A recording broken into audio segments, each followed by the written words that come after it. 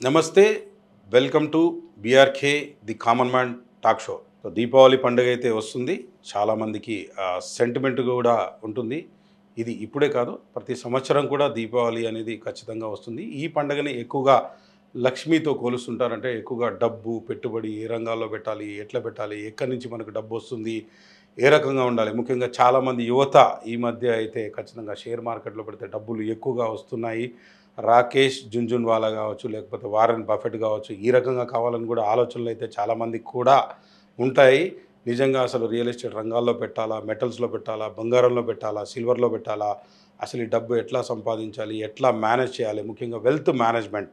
నిజంగా ఈ share market అనేది చేస్తే మనకి లాభాలు నిజంగా వస్తాయా, మరి ఇందులో ఒకరు డబ్బు పెడితే ఒకరు మోసపోతేనే ఇంకొకరికి డబ్బు వస్తుందని కూడా చెప్తారు. ఇలాంటి విషయాలన్నీ కూడా చర్చించడానికి మనతో పాటు ఉన్నారు certified financial planner Anil Butch గారు. సార్ నమస్కారం. సార్ నమస్తే అండి. అంటే మీరు ఇంట్రడక్షన్ మీ గురించి చెప్పాలంటే చాలా ఉంటుంది, కానీ చెప్పాల్సినటువంటి అవసరం లేదు. అంటే ఖచ్చితంగా మీడియాని ఫాలో అయ్యే వాళ్ళందరికీ కూడా మీ గురించి అసలు అవసరం లేదు, ఇదే నా ఉద్దేశం. అంటే ముఖ్యంగా మనం అంటే ఆర్థిక రంగాల గురించి, అంటే మొత్తం వ్యాప్తంగా కూడా ఏం జరుగుతుందనేది ఇవాళ అవసరమైనటువంటి చర్చ. అంటే గ్లోబలైజేషన్ ప్రస్తుతం, ఒకప్పుడు అమెరికా ఏదైతే ఉందో గ్లోబలైజేషన్ జరగాలి జరగాలి జరగాలి అన్నది, ఈ రోజున భారతదేశం గ్లోబలైజేషన్ జరగాలంటుంది, కానీ అమెరికా మాత్రం ఈ గ్లోబలైజేషన్కి భయపడుతూ వస్తుంది. ఎందుకు ఏంటి అనేది, మరి జరగడం వల్ల ప్రజల ఆదాయ ఆర్థిక వనరులు పెరిగా అనుకోవచ్చుగా. ముఖ్యంగా మీరేంటంటే షేర్స్ స్టాక్స్ గురించి ఎక్కువగా చెప్తుంటారు. దీంట్లో డబ్బు చాలామంది ఏంటంటే ఏదో డబ్బు ఉంటే దాంట్లో పెడితే కోటీశ్వరులు అవుతారు అయిపోతారు అనుకుంటారు. అదే విషయాల గురించి మనం మాట్లాడుకుంటే ప్రయత్నం చేద్దాం. నా చిన్నప్పుడు నాకు తెలిసి, నాకు గుర్తున్నంత వరకు 6th or 7th Harshad Mehta అనే పేరైతే బాగా గుర్తుంది. మరి అది అట్లా మోసం చేశాను. ఆ రోజుల్లో ఇంత డిజిటలైజేషన్ లేదు. అవును, పేపర్ మీదనే షేర్స్ కొంటాం, ఏదో ముంబైకో ఇక్కడికో పంపిస్తే అగ్రిమెంట్ ఇన్ఫర్మేషన్ అనేది అప్పుడు ట్రాన్స్పరెంట్గా పోతుంది. సో అంటే ఏం చెప్తారు, అంటే ఈ దీపావళికి సంబంధించి ఏ రంగాల్లో మనం పెట్టుబడి పెడితే మంచిది? ముఖ్యంగా మనకి ఇండియాలో ఈ సెంటిమెంట్ ఎక్కువ ఉంటుంది. ఈ బంగారం కావచ్చు, ఈ పెట్టుబడులు కావచ్చు, రియల్ ఎస్టేట్ కావచ్చు, అసలు ఇల్లును కూడా ఈ మధ్య పెట్టుబడిగానే చూస్తున్నారు. చూడాలా చూడొద్దా, ఏం చెప్తారు అనిల్ గారు అసలు మొత్తం ఓవరాల్గా? సరే, తప్పకుండా. సో ఫస్ట్ థ్యాంక్ యూ అండి ఇక్కడ పిలిచినందుకు. అండ్ అందరికి కూడా దివాళీ శుభాకాంక్షలు అడ్వాన్స్డ్గా ఒకరోజు ముందే. అండ్ ఇవాళ ధనత్రయోదశి. అందరూ ఏంటంటే ఏదో మీరు అన్నట్టు మెటల్స్ అడిగారు, బంగారం కానీ వెండి కానీ ఏదో ఒక మెటల్, ఈవెన్ ఏది అఫర్డ్ కాకపోతే కొంచెం ఇనువైనా సరే తీసుకొచ్చి జనరల్గా ఇవాళ కొంటా ఉంటారు, ఏదో ఒకటి కొనేసి ఇంటికి తీసుకొస్తూ ఉంటారు. సో దీపావళి అంటేనే అటు ధనము, సంపద, ప్రాస్పెరిటీకి కొంచెం సినానిమస్. ఈ టైంలో ఏంటంటే అవి సంపాదించి అమ్మవారిని పూజిస్తే నెక్స్ట్ 1 year మంచి ధనం కానీ మనకు సంపాదన, మనం చేసే బిజినెస్ కానీ ఏదైనా బాగుంటుందని ఉద్దేశం. దెన్ కమింగ్ టు మీరు అడిగారు, చాలా అడిగారు actually. So introduction 1 by 1 step by step తప్పకుండా. ఇప్పుడు ఏంటంటే ఆపర్చునిటీస్ చాలా ఉన్నాయి. మీరు అప్పుడు హర్షద్ మెహతా అన్నారు 91, 92 ఎప్పుడైతుందో అప్పుడు ఇన్ఫర్మేషన్ ట్రాన్స్పరెంట్గా లేదు కాబట్టి ఆయన అప్పుడు స్కామ్ చేయగలిగాడు. అదే ఇవాళ ఆయన కాదు, ఆయన చేసిన దాంట్లో 10% కూడా చేయాలన్నా చేసిన ఈజీగా దొరికిపోతారు. ఎందుకంటే అప్పటికి ఇన్ఫర్మేషన్ లేదు. ఆయన ఫిజికల్గా టెక్నాలజీ ఆల్సో మేబీ టెక్నాలజీ కూడా లేదు, ఇన్ఫర్మేషన్ లేదు, ట్రాన్స్పరెన్సీ లేదు కాబట్టి. అండ్ అప్పుడు ఇప్పుడున్న సెబీ ఏదైతే ఉందో ఇండియాలో మార్కెట్స్ని కంట్రోల్ చేసే ఆర్గనైజేషన్, అప్పటికి దానికి ఏమంటారు టీత్ లేదు. అంటే గట్టిగా యాక్షన్ తీసుకోవడానికి, చర్యలు తీసుకోవడానికి ఎటువంటి పవర్స్ లేవు అప్పుడు. బట్ ఇది జరిగాకే 92లో ఎప్పుడైతే సెబీ బిల్ వచ్చిందో, 92లో పార్లమెంట్లో ఇంట్రడ్యూస్ అయింది. ఈ లూప్ హోల్స్ అన్నిటినీ మళ్ళీ ఇవన్నీ ఇట్లాంటివి రేపు ఇంకా పెద్దవి రావచ్చు, ఇప్పుడే ఇంత వస్తుంది, ఫ్యూచర్లో ఇంకా పెరగవచ్చు అని సెబీకి పవర్స్ ఇచ్చారు. ఆ తర్వాత over a period of time దాన్ని పవర్ స్ట్రెంథన్ చేశారు. కాబట్టి ఇప్పుడు అంత అప్పటి స్కామ్లు రెగ్యులేటరీ సంస్థ.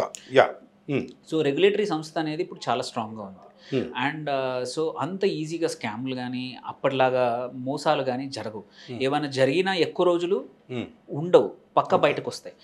ఏదో ఈవెన్ ఎవరన్నా నలుగురు కలిసి కొనేసి ఒక స్టాక్ని రిగ్గింగ్ చేసినా కానీ, ఆర్ మనకు తెలిసిన వాళ్ళతో ఒక కంపెనీ తన స్టాక్ ప్రైస్ ఇంతకుముందు అప్పుడు తను చేసింది అదే, కొద్దిమంది కంపెనీ ఓనర్స్తో మాట్లాడుకొని వాళ్ళకి తెలిసిన వాళ్ళతో కొనిపించేసి ప్రైస్ పెంచేసి సడన్గా కామన్ వేరే వాళ్ళకి అమ్మేసి తను బయటకు వచ్చేసేవాడు, లాభం తెచ్చుకునేవాడు. బట్ ఇప్పుడు అలాంటివి చేద్దామన్నంత ఈజీ కాదు.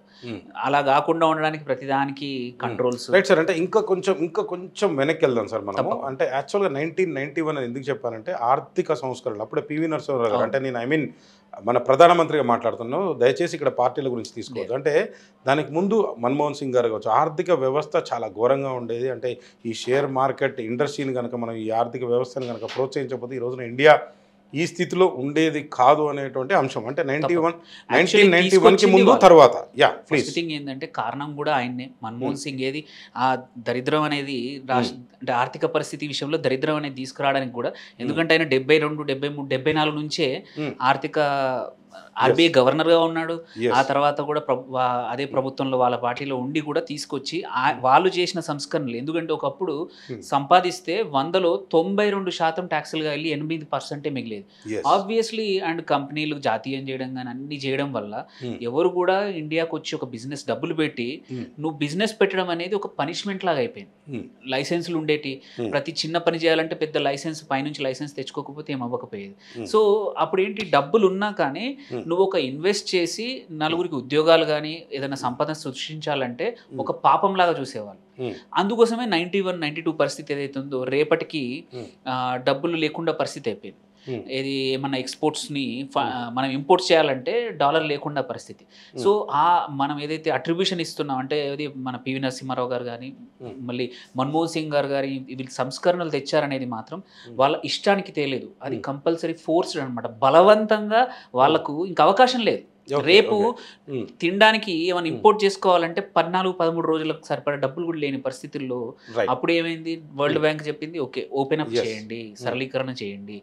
అది జరిగింది మాత్రం చేయడం వాళ్ళు ధైర్యంగా. యాక్చువల్లీ వాళ్ళకి ఇద్దరికి కూడా ఎటువంటి పొలిటికల్ సపోర్ట్ లేకున్నా ఆ టైంలో ఏది ఈ పని చేయడానికి అగైనెస్ట్గా చాలా రాజకీయంగా కానీ అందరూ కూడా అగైనెస్ట్గా వెళ్ళిన వాళ్ళు చేశారు, ధైర్యంగా ఓపెన్ అప్ చేశారు. ఆ సంస్కరణలు అనేవి అలాగే ముందుకు జరిగాయి. సో ఇదైతే ఏవైతే సంస్కరణలకు ఎంత అగైనెస్ట్గా ఎంత రెసిస్టెన్స్ ఉన్నా వాళ్ళు ముందుకు తీసుకురావాల్సిన పరిస్థితి వచ్చింది. మళ్ళీ వరల్డ్ బ్యాంక్ కూడా కండిషన్స్ పెట్టింది. అప్పుడు కండిషన్స్ పెట్టడం వల్ల ఆ కండిషన్స్ని ఇంప్లిమెంట్ చేసేసి అదేమైందంటే దాని ఫలితాలు ఏమైంది నిజంగానే కనబడ్డాయి మార్కెట్లో. సో అందుకే సబ్సిక్వెంట్గా వచ్చిన ప్రభుత్వాలకు కూడా ఈ చేంజెస్ వల్ల ఎంత లాభాలు వచ్చాయో, కొత్తగా ఇంతకుముందు మిడిల్ క్లాస్ చాలా పూర్ మిడిల్ క్లాస్ అనేది నంబర్ పెరిగింది. సో ఈ మిడిల్ క్లాస్ యొక్క పవర్ ఏంటో అర్థమైంది. అంటే మిడిల్ క్లాస్ అంటే మరీ సూపర్ రిచ్ ఏం అవసరం లేదు. నెలకు ఒక 20,000 నుంచి అప్పుడు ఆ కాలంలో 20-30,000, ఇవాళ ఒక చూసుకుంటే 50-60,000 సంపాదిస్తూ 1,00,000, 1,50,000, 2 లక్షల వరకు సంపాదిస్తున్న వాళ్ళందరూ కూడా ఈ సైజ్ పెరిగింది. సో దీని పవర్ ఏంటో అంటే సంస్కరణల ఆర్థిక సంస్కరణ వల్ల ఓపెన్ చేయడం వల్ల ప్రతి ఇండస్ట్రీలో కూడా బయట నుంచి ఎఫ్డిఐ రావడం అండ్ లైసెన్స్ల కోసం టైం వేస్ట్ చేయకపోవడం, ఒక బిజినెస్ చేయాలంటే ఈజీగా స్టార్ట్ చేయించడం. అప్పుడే ఈజ్ ఆఫ్ డూయింగ్ బిజినెస్ అనేది అప్పుడే జరిగిందంట, అప్పటి నుంచి ఓపెన్ అప్ అయింది. లేకపోతే అప్పుడు ప్రతి దానికి లైసెన్స్లని చాలా టైం పట్టేది. సో ప్రతి ప్రాసెస్ అనేది ఇంతకుముందు 10 రోజులు పట్టేది, 10 స్టెప్పులు తీసుకునేది 5, 4, 3 ఇప్పటికి కూడా ఉన్నాయి చాలా, బట్ తగ్గిపోయాయి. సో ఇది అనేది ఒక్కరోజు ఒక్కరి వల్ల కాదు, వాళ్ళు మొదలు పెట్టారు. దాని తర్వాత అన్ని ప్రభుత్వాలు ఎటువంటి పార్టీ అయినా సరే, ఎందుకంటే వేరే వాళ్ళు 10 సంవత్సరాలు, ఇప్పుడున్న పార్టీ 12 సంవత్సరాల నుంచి ఉంది. సో అందరూ కూడా అంటే ఇంతకుముందు చేసిన ఫౌండేషన్ ఏదైతే సరళీకరణలు ఉన్నాయో నెక్స్ట్ వాళ్ళు కొంచెం కొంచెం కొంచెం కొంచెం పుష్ చేస్తూ ఈవెన్ యాజ్ ఇవాళ మార్నింగ్ కూడా మా సెంట్రల్ మినిస్టర్లు కూర్చొని ఏం జరిగింది, లాస్ట్ మొన్న రీసెంట్గా జిఎస్టీ చేయడం వల్ల వచ్చిన ఫలితాలు ఏంటి, దానివల్ల ఎలా మ్యానుఫ్యాక్చరింగ్ పెరిగిందని కూడా చెప్తున్నారు. ఎందుకంటే ఇట్స్ అ కంటిన్యూస్ ప్రాసెస్. ఒక్కసారి జిఎస్టీ గురించి మనం అంటే వెళ్లే ముందు 1991 దగ్గర ఉంది కాబట్టి ఈ షేర్స్, ఇది మార్కెట్, ఈ సెబీ తర్వాత అంటే ముఖ్యంగా ఈ ఎన్ఎస్సి బిఎస్సి అంటే ఎప్పుడు చేయబడింది అంటే ఐ మీన్ అది కూడా కొంత చెప్పుతూ అంటే ఈ స్టాక్స్ గురించి అంటే ఈక్విటీస్ కావచ్చు, అంటే నిఫ్టీ కావచ్చు, లైక్ సెన్సెక్స్ కావచ్చు, ఇవన్నీ కూడా జనాలకి కొంత అర్థం కానటువంటి సబ్జెక్ట్. ఇప్పటిదాకా కూడా ఏమనుకుంటా అంటే షేర్ మార్కెట్ పెడితే పెరిగిపోద్ది, ఏదో దలాల్ స్ట్రీట్ అని చెప్పి ఆ ముంబైలో ఉంటుంది, లేకపోతే ఇవన్నీ కూడా ఒక యాప్ వేసుకుంటాం, దాంట్లో డబ్బులు పెడితే పెరిగింది. యాక్చువల్గా దాని వెనకాల ఉన్నటువంటి విషయాలు కూడా చాలామందికి, నాలాంటి వాళ్ళకి, ఒక కామన్ మ్యాన్ కూడా తెలీదు. ఇప్పుడు ఈవెన్ నా ఫ్రెండ్స్ కూడా చాలామంది సాఫ్ట్వేర్ ఉన్నారు, వాళ్ళు ఏం చేస్తారంటే ఒక్కొక్కరికి ఈ మధ్య మీకు తెలియదు కదా, ప్యాకేజీ 30 lakhs 40 lakhs ఉంటే ఎవ్రీ మంత్ దీనికి 2 లక్షలు పక్కన పెట్టుకుని దీంట్లో పెడుతుంటారు, పెరిగింది తగ్గి డే ట్రేడింగ్ చేస్తున్నారు. సో అంటే ఇది ఎంతవరకు మంచిది, ఎట్లా వచ్చింది అసలు ఇది అనేది దాని నేపథ్యం గురించి మీరు ఏం చెప్తారు? ఇంతకుముందు ఏంటంటే 92 కన్నా ముందు, 92 తర్వాత కొన్ని రోజుల వరకు కూడా స్టాక్ మార్కెట్ సెంట్రలైజ్డ్ లేకపోవడం వల్ల, డిజిటైజేషన్ లేకపోవడం వల్ల ఎక్కడెక్కడ ఎక్స్చేంజ్ ఉండేవి. హైదరాబాద్లో ఒక ఎక్స్చేంజ్, ముంబైలో ఒక ఎక్స్చేంజ్, ప్రతి ఊర్లో ఒక ఎక్స్చేంజ్లు ఉండేవి.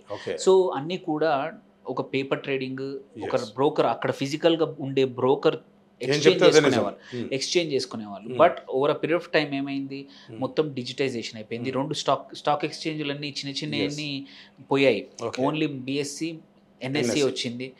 ఆ తర్వాత చిన్నవి ఉన్న అవి కూడా over a period of time అందరూ వెళ్ళిపోయారు. ఇది ఖచ్చితంగా గవర్నమెంట్ నడుపుతుందంటారా? ఒక నేషనలైజ్డ్ బ్యాంక్ లాంటిది అనుకోవచ్చా ఇవి మనం? రెండు ఎన్ఎస్సి బిఎస్సి రెండు కంపెనీలు.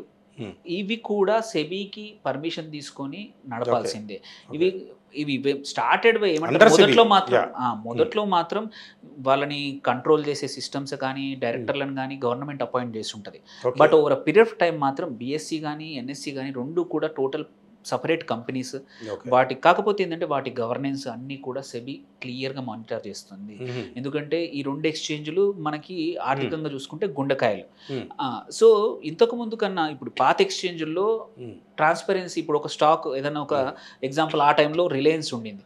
రిలయన్స్ హైదరాబాద్లో అమ్మే ధరకి ముంబైలో అమ్మే ధరకి తేడా ఉండేది. సేమ్ ఇప్పుడు బంగారం సిచ్యువేషన్ మోర్ ఆర్ లెస్. మీరు చూస్తే బంగారం ఆర్ వెండి కూడా నిన్న ఉన్న కొన్ని చోట్ల 2,10,000 వెళ్ళింది. బట్ ఒక చోట 190 కూడా ఉంది. ఎందుకంటే లోకలైజ్డ్ మార్కెట్ ప్రైజింగ్ అనమాట. స్టాక్ మార్కెట్ లో కూడా ఇంతకుముందు షేర్లు ఎక్కడ పరిస్థితులు ఉండేది. సో ట్రాన్స్పరెన్సీ ఉండేది కాదు. ఎవరికైతే ఇన్ఫర్మేషన్ ఉందో, ఎవరికైతే యాక్సెస్ ఉందో వాడికి లాభాలు ఎక్కువ వచ్చేటి. సో దెర్ ఈజ్ ఎప్పుడు కూడా ఫ్లాట్ గా ఉండేది కాదు. నీకు పేపర్లో కనబడ్డ రేట్ ఒకటి, నువ్వు అమ్మడానికి వెళ్తే ఒక రేటు, కొనడానికి వెళ్తే ఇంకొక రేటు. సేమ్ కొనబోతే కొరవి అమ్మపోతే అడవి అన్నట్టు సేమ్ పరిస్థితి అప్పుడు ఆ టైంలో ఉండేది. అప్పుడు మీరు చూసుకుంటే కూడా పేపర్లో బై ప్రైజ్ సెల్ ప్రైజ్ అని వాడు వేసేవాడు. ఇప్పుడు కూడా ఉంటుంది. కాకపోతే ఏంటంటే ఇప్పుడు అంతా ఇన్స్టెంట్ డిస్కవరీ అయిపోయింది. సో ఎవరు నువ్వు అమ్మింది ఎవడు కొంటాడో ఎవరికి తెలియదు. Matching order matching. చిన్న విషయం సార్, అంటే నాకు ఉన్నటువంటి సబ్జెక్ట్ నాలెడ్జ్ ప్రకారం అంటే ఈ గోల్డ్ రేట్స్ అన్ని కూడా యూకే నుంచి వస్తూ ఉంటాయి అని చెప్తా ఉంటారు. అంటే ఇందులో నిజమేంత? చాలా మంది ఇప్పుడున్న పరిస్థితుల్లో ఏంటంటే బులియన్ మార్కెట్స్ లో ఇప్పుడు ఎగ్జాంపుల్ చూసుకుంటే ఇండియాలో ఎంసీఎక్స్ ఉంది. ఎంసీఎక్స్ అనేది ఎక్స్చేంజ్, డెరివేటివ్ ఎక్స్చేంజ్. సో అక్కడ ఉన్న ప్రైస్ ఒకటి. బట్ లోకల్ బులియన్ మార్కెట్లు మాత్రమే ఆర్ అసోసియేషన్లు మాత్రమే ప్రైస్ డిటర్మైన్ చేస్తాయి. సో ఇండియా లెవెల్లో ఒక బులియన్ మార్కెట్ 4-5 బులియన్ కంపెనీస్ ఉన్నాయి. అవి ఆ రోజు ప్రైస్ ఒక్కోసారి రోజు, ఒక్కోసారి మధ్యాహ్నం కూడా మారిపోతూ ఉంటాయి.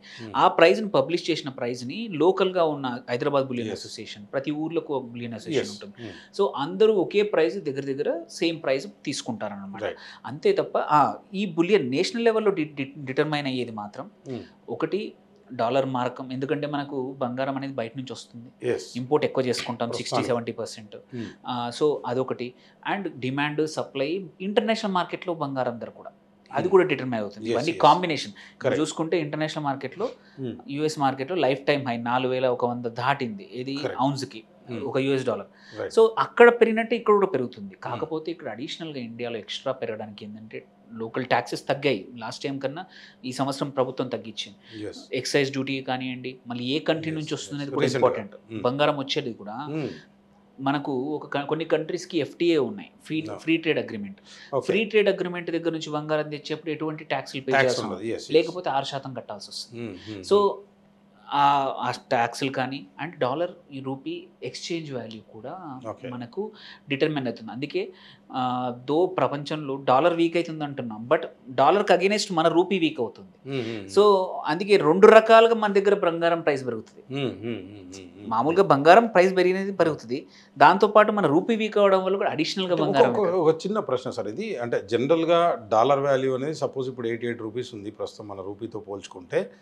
సరే ఆస్ట్రేలియా ఓ రకంగా ఉంటుంది, ఇంకా అన్ని కంట్రీస్ దుబాయ్ కావచ్చు, ఇది రకరకాలుగా ఉంటాయి, depends on the market. Okay, అది కొంచెం పక్కన పెడితే ఈ గోల్డ్ అనేది యూకేలో ఓ రకంగా, అమెరికాలో రకంగా, ఇండియాలో ఓ రకంగా ఉన్నప్పుడు, అంటే నా సింపుల్ క్వశ్చన్ అర్థం కావడానికి నాలాంటి కామన్ మ్యాన్కి, ఇప్పుడు నేను దుబాయ్ నుంచి తెచ్చుకున్నప్పుడు సరే ₹1,00,000 ఉంది అనుకుందాం. సపోజ్ అక్కడి నుంచి తెచ్చేటప్పుడు నేను ఒక 50,000 కొనుక్కున్నాను. ఏది సేమ్ ఒక తుల, మన భాషలో లాంగ్వేజ్లో మాట్లాడంటే 10 grams ఒక తుల తెచ్చుకున్నప్పుడు సేమ్ అక్కడ 50,000కి తెచ్చి మీరు అన్నటువంటి ఏదైతే ట్యాక్స్ 6% కడితే సో ఎంత అవుతుంది? అదొక అడిషనల్గా ఇంకొక 3,000 ఏదో కడితే 53,000కే వస్తుంది. అది లీగలే అవుతుంది కదా, అప్పుడు అందరు బంగారం అక్కడి నుంచే తెచ్చుకోవచ్చు. యాక్చువల్ లీగల్గా తెచ్చుకొని ట్యాక్స్ కడితే మోర్ ఆర్ లెస్ అదే ప్రైస్ మన ఇండియన్ మార్కెట్ ప్రైస్కి దగ్గరలో ఉంటుంది. అదే నా క్వశ్చన్ ఏంటంటే ఉంటుంది అందుకే అక్కడే స్మగ్లింగ్ అంటేనే అదనమాట. ఎగ్గొట్టడానికి ఆ ట్యాక్స్ ఎగ్గొట్టేసేసి తీసుకురావడమే స్మగ్లింగ్. అంటే ఆల్మోస్ట్ సేమ్ ఎట్లా నడుస్తుంది ఇప్పుడు అన్ని కంట్రీస్లో దాదాపు ఉన్నటువంటి కంట్రీస్లో 200 సరే ఈ ఎక్స్చేంజ్లు చేసి ఒక 50 to 60 కంట్రీస్ ఉన్నాయి అనుకుందాం గోల్డ్ ప్రొడ్యూస్. ఎందుకంటే ఇంపోర్ట్ అనేది జరుగుతూ ఉంటుంది కంటిన్యూస్. లాజిస్టిక్స్ అనేది ఇక్కడ నుంచి అక్కడ బంగారం, అక్కడ నుంచి ఇక్కడ సిల్వర్. ఏంటంటే దీన్నే మనం ఆర్బిట్రాజ్ అంటాం అనమాట. ఒక దగ్గర పెరుగుతుంది, ఇంకో దగ్గర తగ్గున్నప్పుడు ఆబ్వియస్లీ ఏంటంటే వాటర్ ఒక చోట పైన ఉన్న లెవెల్ ఎక్కువ ఉంది, ఇక్కడ తక్కువ ఉన్నప్పుడు లెవెల్ తక్కువ ఉన్నప్పుడు ఇక్కడ పొంగుతాయి. మోరాల్లెస్ ఆ టైం పట్టచ్చు, బట్ ఈవెన్చువల్లీ దగ్గర సేమ్ మ్యాచ్ అవుతుంది. సేమ్ విత్ ప్రైసెస్ కూడా అంతే అనమాట. మీరు చూస్తే లాస్ట్ వీక్ యుఎస్లో బంగారం ఫిజికల్ సిల్వర్ ఫిజికల్ అవైలబిలిటీ ఉంది, ఓకే, చాలా ఎక్కువ ఉంది. బట్ లండన్లో మాత్రం అందరూ డెలివరీ తీసేసుకుంటున్నారు. పొజిషన్ తీసేసుకోవడం వల్ల లండన్లో సిల్వర్ అమ్ముదామంటే లేదు పరిస్థితి. ఏం చేశారు, ప్రైస్ పెరిగింది లండన్లో. డిమాండ్ సప్లై ఇమ్మీడియట్గా ఫ్లైట్స్లో యుఎస్ నుంచి ఈవెన్ రెగ్యులర్ ఫ్లైట్స్లో కార్గో వదిలే నార్మల్ ఫ్లైట్లో సిల్వర్ని తీసుకొచ్చి ఇక్కడ అమ్మారు. ఎందుకు, ఇప్పుడు ఇన్ఫర్మేషన్ అంత ట్రాన్స్పరెంట్గా ఉంది. లండన్లో ప్రైస్ ఎక్కువ ఉంది, సరే నీకు రేపటి వరకు ట్యాక్స్ కట్టి తీసుకొచ్చేస్తాను, ట్యాక్స్ కడతారు, రేపు పొద్దున్న నీకు డెలివరీ ఇస్తాను అని చెప్పేసి వాడి దగ్గర డబ్బులు తీసుకొని నువ్వు తెప్పించేసుకుంటావు. డబ్బులు ఉన్నాయంటే సర్టెనిటీ ఉంది, వాడి దగ్గర ప్రైస్ లాక్ అయిపోతుంది, వాడు పంపిస్తాడు. సో ఫస్ట్ టైం అలా కాదు కదా, అఫీషియల్ గా ఫ్లైట్స్ లో సిల్వర్ ని ట్రేడర్స్ తీసుకొచ్చారనమాట. అవును, ట్రేడర్స్ నథింగ్ బట్ ఒక మనిషి వచ్చేదా కార్గో బుకింగ్ కూడా జరిగింది. ఫ్లైట్స్ లో మొత్తం సిల్వర్ తీసుకొచ్చిన పరిస్థితులు మొన్న జరిగాయి, అంత అన్యూజువల్ పరిస్థితి. సో ఇక్కడ కూడా అంతే అనమాట. మార్కెట్లో ఈ డిఫరెన్సెస్ అనేది 1 రోజు 2 రోజులు 3 రోజుల కన్నా ఎక్కువగా ఉండదు. ఎక్కడ ఎక్కువ రేట్ ఉందంటే ఆటోమేటిక్గా ఆ ఇన్ఫర్మేషన్తో స్టాక్ అక్కడికి ఫ్లో అవుతుంది, అక్కడ క్యాప్చర్ అయిపోతుంది, నార్మలైజ్ అవుతుంది. సో అదే మార్కెట్లో, ఇంటర్నేషనల్ మార్కెట్లో కూడా రేట్లు అన్నీ అందుకే లైవ్గా ప్రతి దగ్గర ఇప్పుడు అంత పెద్దగా ఆర్బిట్రాజ్ అంటే ఈ ఒక దగ్గర కొన్ని అమ్మే ఇంతకుముందు ఉన్న అవకాశాలు తగ్గిపోయాయి. ఇంతకుముందు ఈ డిఫరెన్సెస్ నీకు తెలుసు అక్కడ ఎక్కువ ఉందని, కానీ అందరికీ తెలియదు. సో మీరు ఏం చేయొచ్చు, తీసుకొచ్చేసి ఇక్కడ లాభం పొందొచ్చు. ఇప్పుడు అలా పరిస్థితులు అంటే ప్రతి ఒక్కరు నాలాంటి వాళ్ళు కూడా, నాకు కూడా సరిగా ఈ షేర్ మార్కెట్ సరే చేస్తూ ఉన్నాం, ఏదో ఇన్వెస్ట్ చేస్తూ ఉన్నాం, డే ట్రేడింగ్ అంటే భయం అనేది ఒకటి ఉంది. సరే అది పక్కన పెడితే బీటీఎస్టీఓ లేకపోతే లాంగ్ టర్మో ఇట్లాంటి మీలాంటి సర్టిఫైడ్ ప్రొఫెషనల్తో అవి తీసుకుని ఏదో చేస్తున్నాం, అది పక్కన పెడదాం కొంతసేపు. ప్రతి ఒక్కరు కూడా రాకేష్ జుంజున్వాలానో లేకపోతే వారన్ బఫెటో ఎందుకు కావు, ఆయన కూడా ఇట్లా నార్మల్గానే చేసిండు, నేను కూడా నెలకు 1 లక్ష 2 లక్షలు వేసేస్తా, ఎందుకు రావట్లే, ఎక్కడ మోసపోతున్నా అనేది ఉంటుంది. చాలామంది ఏం చెప్తున్నారంటే వీడియోలో కూడా మనం చూస్తూ ఉన్నాం, మీరు ఒక సర్టిఫైడ్ ప్రొఫెషనల్గా చెప్పండి నాకు. అంటే ఈ మధ్య మీకు అంటే సర్టిఫికేషన్ కూడా జర్నలిజంలో కూడా సర్టిఫికేషన్ వచ్చినట్టుంది. సో దీనిపైన బీఎస్సీ నుంచి, సో అది కూడా మంచి పరిణామం, ఇది చాలా ఇంపార్టెంట్. సో చాలా సందర్భాల్లో యూట్యూబ్లో వీడియోలు ఒకటి నేను చూశాను, అలా ఏమంటారంటే ఎప్పుడు కూడా షేర్ మార్కెట్ అనేది చేయొచ్చు, దీంట్లో కొంతమంది డబ్బు ఉన్న వాళ్ళని కూడా ఎరేసి డబ్బులు లేని వాళ్ళ దగ్గర ఇట్లాంటివి చేసి డబ్బులని నొక్కేస్తారంటే అంటే షేర్ మార్కెట్ చెయ్యాలా వద్దా అంటే ఏం చెప్తారు మీరు? లేదు, పక్కా చేయొచ్చు. ఓన్లీ థింగ్ ఏంటంటే 2 థింగ్స్ ఇక్కడ, ఒకటి ఇన్వెస్టింగ్, ఒకటి ట్రేడింగ్. ఈ రెండింటిని కలపకపోతే ఎప్పుడు ఇబ్బంది ఉండదు. సో ట్రేడింగ్ అంటే వెరీ షార్ట్ అంటే పేరులోనే ఉంది, కొనేసి అమ్మడం. నువ్వు అక్కడ పర్పస్ ఏంది, అక్కడ నువ్వు చేసే షేర్ మార్కెట్లో కొనే షేర్లు కానీ అమ్మేది కానీ ఓన్లీ ఇమ్మీడియట్గా ఆర్ వెరీ షార్ట్ టర్మ్కి లాభాల కోసం కొంటున్నావు, అమ్ముతున్నావు. నీకు దానితో ఎటువంటి అటాచ్మెంట్ లేదు. ఓకే, ఆ కంపెనీ ఎంత బాగా పర్ఫామ్ చేస్తుంది, దానికి ఎన్ని ఆర్డర్ బుక్ ఉంది, ఎంత ఉంది, అవన్నీ సంబంధం లేదు. ఇవాళ కొంటే రేపు పెరుగుతుందా తగ్గుతుందా, అదే నీ ఉద్దేశం. అక్కడ నీకు హోల్డింగ్ అవసరం లేదు అసలు. నీకు కావాలంటే ఏ రోజుకి ఆ రోజు అమ్మేసేసి ఆ రోజు రాత్రి డబ్బుల్లో ఉంటావు. అది ట్రేడర్ యొక్క లక్షణం. అదే ఇన్వెస్టింగ్ లక్షణం ఏంటంటే ఒక కొనే పర్పస్ ఎందుకు. సేమ్ ఎగ్జాంపుల్ రియల్ ఎస్టేట్ కూడా తీసుకుంటా, అందరికి అర్థమయ్యే భాషలో. నువ్వు ప్లాట్లు కొని మళ్ళీ రేపు ఇంకొకటి వస్తాడు, ఇంకొక 10 రూపాయలకు అమ్మేస్తాను, లాభం ఎక్కువ అవసరం లేదు అని అన్నప్పుడు అది ట్రేడింగ్. అలా కాదు, అది నువ్వేంటంటే మ్యాక్సిమం ఒక 15 రోజులు 1 మంత్ 2 మంత్సే ఉంచుకుంటావు, అమ్మేస్తావు. బట్ ఎవరైతే ఈ ఏరియా పెరుగుతుంది, ఈ పొలం కానీ ఈ ల్యాండ్ కానీ మంచి వాల్యూ వస్తుంది, అక్కడ వరకు డెవలప్ అయింది, ఇంకొక 6 నెలలు ఆగితే ఇక్కడ కూడా డెవలప్మెంట్ అవుతుంది. ఇప్పుడు నేను 100 రూపాయలకు కొంటున్నాను, 150 రూపాయలకు అమ్ముతాను ఒక 2 ఏళ్ళ తర్వాత, అంటే టైం నువ్వు ఆగుతున్నావు. సేమ్ వే ఇది ఇన్వెస్ట్మెంట్ ఏంటంటే ఒక 1 year 2 years 6 months 3 years wait చేసే వాళ్ళని ఇన్వెస్ట్మెంట్ అంటాం. సో స్టాక్ మార్కెట్లో 2 రకాల ఇన్వెస్టర్స్, ఒకటి ట్రేడర్స్, ఒకరు ఇన్వెస్టర్స్. ఇన్వెస్టర్స్ చాలా కొద్ది సార్లు మాత్రమే నష్టపోతారు. ఓకే. ఎందుకంటే వాళ్ళకు ముందే తెలుసు నేను ఒక కంపెనీ కొంటున్నాను, ఏదైనా XYZ కంపెనీ కొన్నాను, కొని ఈ కంపెనీకి సంబంధించిన ప్రోడక్ట్లే కానీ సర్వీస్ కానీ అందరికీ తెలుసు, ఇది పెరుగుతుంది, మంచి మేనేజ్మెంట్ ఉంది, ప్రతి కంపెనీ తన నంబర్స్ రిలీజ్ చేస్తుంది, అవన్నీ బాగా ఉన్నాయి, నలుగురు కూడా బాగుందని చెప్తా ఉన్నారు, కాబట్టి నేను కొని 1 or 2 years వరకు ఆగుతాను. అది ఇబ్బంది ఉండదు. చాలా రేర్లీ అది కూడా ఏం చేయాలంటే ఇన్వెస్టర్లు ఎప్పుడు తక్కువ మట్టుకు నష్టపోతారు.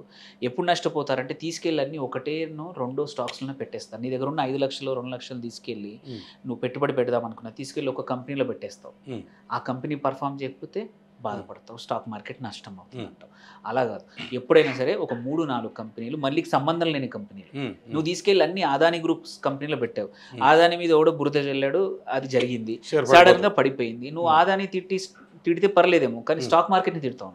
దానికన్నా నువ్వు చేసే నీకున్న డబ్బుల్ని 4 చోట్ల 5 చోట్ల డివైడ్ చేసుకొని సంబంధం లేని కంపెనీలు మళ్ళీ అన్ని ఒకే రకం అన్ని తీసుకెళ్లి ఐటీ కంపెనీలో పెట్టే వాళ్ళు ఉన్నారు. పెడితే ఇప్పుడు లాస్ట్ 1 year నుంచి ఐటీ అమెరికాలో సో అట్లా చేసిన వాళ్ళు కోరిక ఉండదు. బట్ ఇప్పుడు మీరన్నా ఎవరైతే చాలా మంది డబ్బులు పొడగొట్టుకున్నారు, ట్రేడింగ్ ఏంటంటే మీరు యుద్ధానికి వెళ్ళేప్పుడు ఎవరు చనిపోతారు ఫస్ట్ చెప్పండి, ఎవరు చనిపోతారు? ఏమిటో కత్తులు లేకపోతే బలం లేకపోతే అనుభవం లేనివాడు, ఉండాలి. ఇన్ఫర్మేషనే కాదు, నీకు ఒక కొంచెం స్కిల్ ఉన్నవాడు, స్కిల్ కూడా ఉండాలి. స్కిల్ బలం ఒకటే కాదు, స్కిల్ ఉండాలి. అందుకే మీరు చూస్తే పాతకాలం యుద్ధాల్లో చూస్తే చనిపోయే వాళ్ళందరూ భటులు, ఎందుకంటే వాళ్ళకి ఎక్కువగా స్కిల్ లేని వాళ్ళు, వాళ్ళకి చిన్న కత్తులు ఇచ్చేసి ఆ కత్తులతో ఫైట్ చేస్తారు. అవును, అదే ఎవరైతే యోధులు మనం చూస్తాం సైనికులు, వాళ్ళు ఎప్పుడు నిలబడతారు. సో వాళ్ళకి ఎలా వచ్చింది, వాళ్ళకు బ్యాటిల్ రెడీనెస్, ప్రిపరేషన్, టెక్నిక్సే కానీ నేర్చుకున్నారు అనుభవంతో పాటు. సో సేమ్ విత్ ద ట్రేడింగ్లో కూడా ఏంటంటే ఎవరికైతే అనుభవం లేకుండా క్విక్గా సంపాదించి రాకేష్ జంజన్వాలా అవుతాను, లేకపోతే వారెన్ బఫెట్ లేరు, వాళ్ళు అవుదాం, వాళ్ళలాగా నాకు నేను కూడా గ్రో అవుతాను అంటే ఆయన మొదలుపెట్టి ఉండొచ్చు. ఆయన కొన్ని లక్షలతో మొదలుపెట్టి ఇప్పుడు 1000 కోట్ల ఎంపైర్ వాళ్ళ ఫ్యామిలీ నడుపుతూ ఉంది ఇది ఇన్వెస్ట్మెంట్ చేసి. బట్ ఆ జర్నీకి కావాల్సిన ఓపిక, నేర్చుకోవాల్సిన స్కిల్స్, కష్టాలు నష్టాలు అన్నీ చూశారు. సో ట్రేడింగ్ అనేది పార్ట్ టైం జాబ్ కానే కాదు. చాలామంది ఏంటంటే ట్రేడింగ్ని ఒక 2 రోజులు నేర్చేసుకుంటే నాకు ఒక కోర్స్ చెప్పండి సార్, నేను చేస్తాను, నేను కూడా చేస్తాను, ఖాళీగా ఉన్నా అంటే. ఖాళీగా ఉన్న వాళ్ళందరూ మార్కెట్లో సంపాదించేస్తే అసలు అది అందరూ రిచ్ అయిపోయేవాళ్ళు, అందరూ లాభాల్లో ఉండేవాళ్ళు కాదు. ఖాళీగానే కాదు, there are many more things. So ఎవరికైతే అనుభవంతో నేర్చుకొని, ఎప్పుడైనా సరే ఇంపార్టెంట్ కొంచెం అమౌంట్తో మొదలుపెట్టి మెల్లిమెల్లిగా ఫస్ట్ ఇన్వెస్ట్ చేయాలి. ట్రేడింగ్ చేయకండి, ఫస్ట్ ఇన్వెస్ట్ చేసుకోండి. ఇన్వెస్ట్ చేసుకున్నాక ఒక 6 నెలలు 1 year మార్కెట్స్ ఒక 2-3 సైకిల్స్ అప్స్ అండ్ డౌన్స్ చూడండి. ఎందుకు పడుతుందో తెలుసుకోవాలి, ఎందుకు పెరుగుతుందో తెలుసుకోవాలి. ఒక స్టాక్ ఎందుకు పైకి వెళ్తుంది, మార్కెట్ మొత్తం సడన్గా ఎందుకు పడుతుంది, ఎందుకంటే ఎవరికి సంబంధం తెలియదు. అక్కడేదో యుద్ధం జరుగుతుంది, ఇక్కడ మార్కెట్ పడిపోతుంది, ఎందుకో తెలియదు. సో ఇవన్నీ లాజిక్స్ అర్థమైతే తప్ప అప్పుడు కానీ మీరు అన్నట్టు ఎవ్వడు నష్టపడు. ఎక్స్పీరియన్స్డ్ ఉన్న ట్రేడర్ ముందే తెలుసు తనకి ఎంత లాభం వస్తుంది, ఎంత నష్టం వస్తుంది. రైట్ సార్, అంటే ఇది మాట్లాడే ఒక ఇంట్రెస్టింగ్ టాపిక్ అనుకోవచ్చు. డబ్బులు వస్తాయంటే ఎవరు కూడా అదే మనం ఇందాక నుంచి మాట్లాడుకున్నట్టు ఈ దివాళీ గురించి మాట్లాడుతున్నాం కదా. అంటే ముఖ్యంగా స్టాక్స్, ఒకటి డైరెక్ట్ స్టాక్స్ కావచ్చు, మ్యూచువల్ ఫండ్స్ కావచ్చు, అంటే మెటల్స్కి వచ్చేసరికి గోల్డ్, సిల్వర్, అదేవిధంగా మీరు అన్నట్టు మెటల్, దీనికంటే ఈ రెండింటిలోనే ఎక్కువగా ఇన్వెస్ట్మెంట్ అంటే చేస్తూ ఉంటారు. అండ్ రియల్ ఎస్టేట్, అసలు అంటే దేంట్లో ఇన్వెస్ట్ చేస్తే మంచిది, అది లాంగ్ టర్మ్ కావచ్చు, షార్ట్ టర్మ్ కావచ్చు, ఏ రకంగా కానీ డబ్బు ఎట్లా సంపాదించాలనేది ముఖ్యమైనటువంటి ఉద్దేశం. చాలామంది ఐదులో ఉంటారు, ఆతృతతో ఉంటారు, ఏది చేస్తే మంచిది, ఏది చేయకపోతే మంచిది. మీరు ఒక ప్రొఫెషనల్గా అనిల్ గారు ఏం చెప్తారు మీరు అసలు? ఫస్ట్ థింగ్, నేను ఎప్పుడు మీరు నా వీడియోస్ చూసినా, నేను ఎప్పుడు మాట్లాడింది చూసినా, కాన్సన్ట్రేషన్ అనేది ఉండకూడదు. అంటే మీరు సంపాదించిన ఆస్తి ఏదైనా డబ్బులు ఉన్నాయో ఒక 3-4 రకాల చోట్ల డివైడ్ చేసుకోవాల్సిందే. ఇది వినడానికి బోరింగ్ ఉంటుంది, చెప్తే అరే ఏంటి అని కాదు. నిజం ఏంటంటే మనకున్న వెల్త్ ఒక 1 కోటి రూపాయలు ఉన్నాయనుకుందాం, 50 లక్షలు ఉన్నాయి, ఒక 20 ఏళ్ళు పనిచేస్తే అందులో ఒక 20-25 లక్షల వర్త్ రియల్ ఎస్టేట్, ఒక ప్లాట్, ఒక పొలము, ఏదో ఒకటి, ఒక 30-40% అంటే 30%-40% రియల్ ఎస్టేట్, ఒక 30-40% మంచి గ్రోత్ ఉండే ఈక్విటీ మార్కెట్. ప్రతిసారి రాకపోవచ్చు లాస్ట్ వన్, బట్ జనరల్గా లాంగ్ టర్మ్లో మంచి గ్రోత్ వస్తుంది. అన్నిటికంటే ఇంపార్టెంట్ లిక్విడిటీ ఉంటుంది. నీకు ల్యాండ్ అమ్ముదామంటే ఇమ్మీడియట్గా పోదు. ఇప్పుడు ఇవాళ పరిస్థితి అదే ఉంది. చాలా మంది దగ్గర పేరుకు ఆస్తులు చాలా ఉన్నాయి, బట్ క్యాష్ ఫ్లో కావాలంటే మళ్ళీ అప్పు తీసుకురావాల్సింది. పేరుకు 20 కోట్ల వర్త్ ల్యాండ్ ఉంటుంది, బట్ ఇవాళ 20,000 కావాలంటే అప్పు తెచ్చే పరిస్థితి చాలా మందికి ఉంది. అదే నువ్వు ఫైనాన్షియల్ అసెట్స్ ఏదైనా కావచ్చు, అది ఈక్విటీ కానీ లిక్విడ్ క్యాష్ లేదు. వీటిలో పెట్టుంటే ఏంటంటే నీకు ఒక 30-40% నీ డబ్బులు అక్కడ ఉంటే ఎప్పుడు కావాలన్నా వాడుకోవచ్చు. సైమల్టేనియస్లీ ఏంటంటే మార్కెట్లు బాగాలేని పరిస్థితులు, యుద్ధం జరిగే పరిస్థితులు ఉన్నప్పుడు ఏంటంటే మనం కాపాడేది రియల్ మనీ అంటాం. అదే సిల్వర్ కానీ బంగారం కానీ ఎక్కడైనా పక్కన తాకట్టు పెట్టినా సరే, ఏ దేశానికి వెళ్ళినా కానీ నువ్వు ఎక్కడేమైనా ఇబ్బందులు వచ్చినా సరే అవి ఇస్తే దానికి తగ్గట్టు డబ్బులు ఇచ్చే పరిస్థితులు చాలా ఉంటాయి. కాబట్టి అందుకోసం ఒక 15%, 10-15% మీకున్న దాంట్లో అవి పెట్టుకుంటే ఏంటంటే అవసరానికి కాపాడతాయి. సో ఏంటంటే మొత్తం తీసుకెళ్ళి బంగారం పెట్టిన ఇబ్బందే, మొత్తం తీసుకెళ్ళి స్టాక్ మార్కెట్లో పెట్టిన ఇబ్బందే, మొత్తం తీసుకెళ్ళి ఇది పెట్టిన ఇబ్బందే. సో ఎప్పుడు కూడా పోర్ట్ఫోలియో అనేది పేరుకు అదేదో ఉన్న బోరింగ్ సబ్జెక్ట్ అనుకున్నా కానీ బట్ నిజంగా కాపాడేది అదే.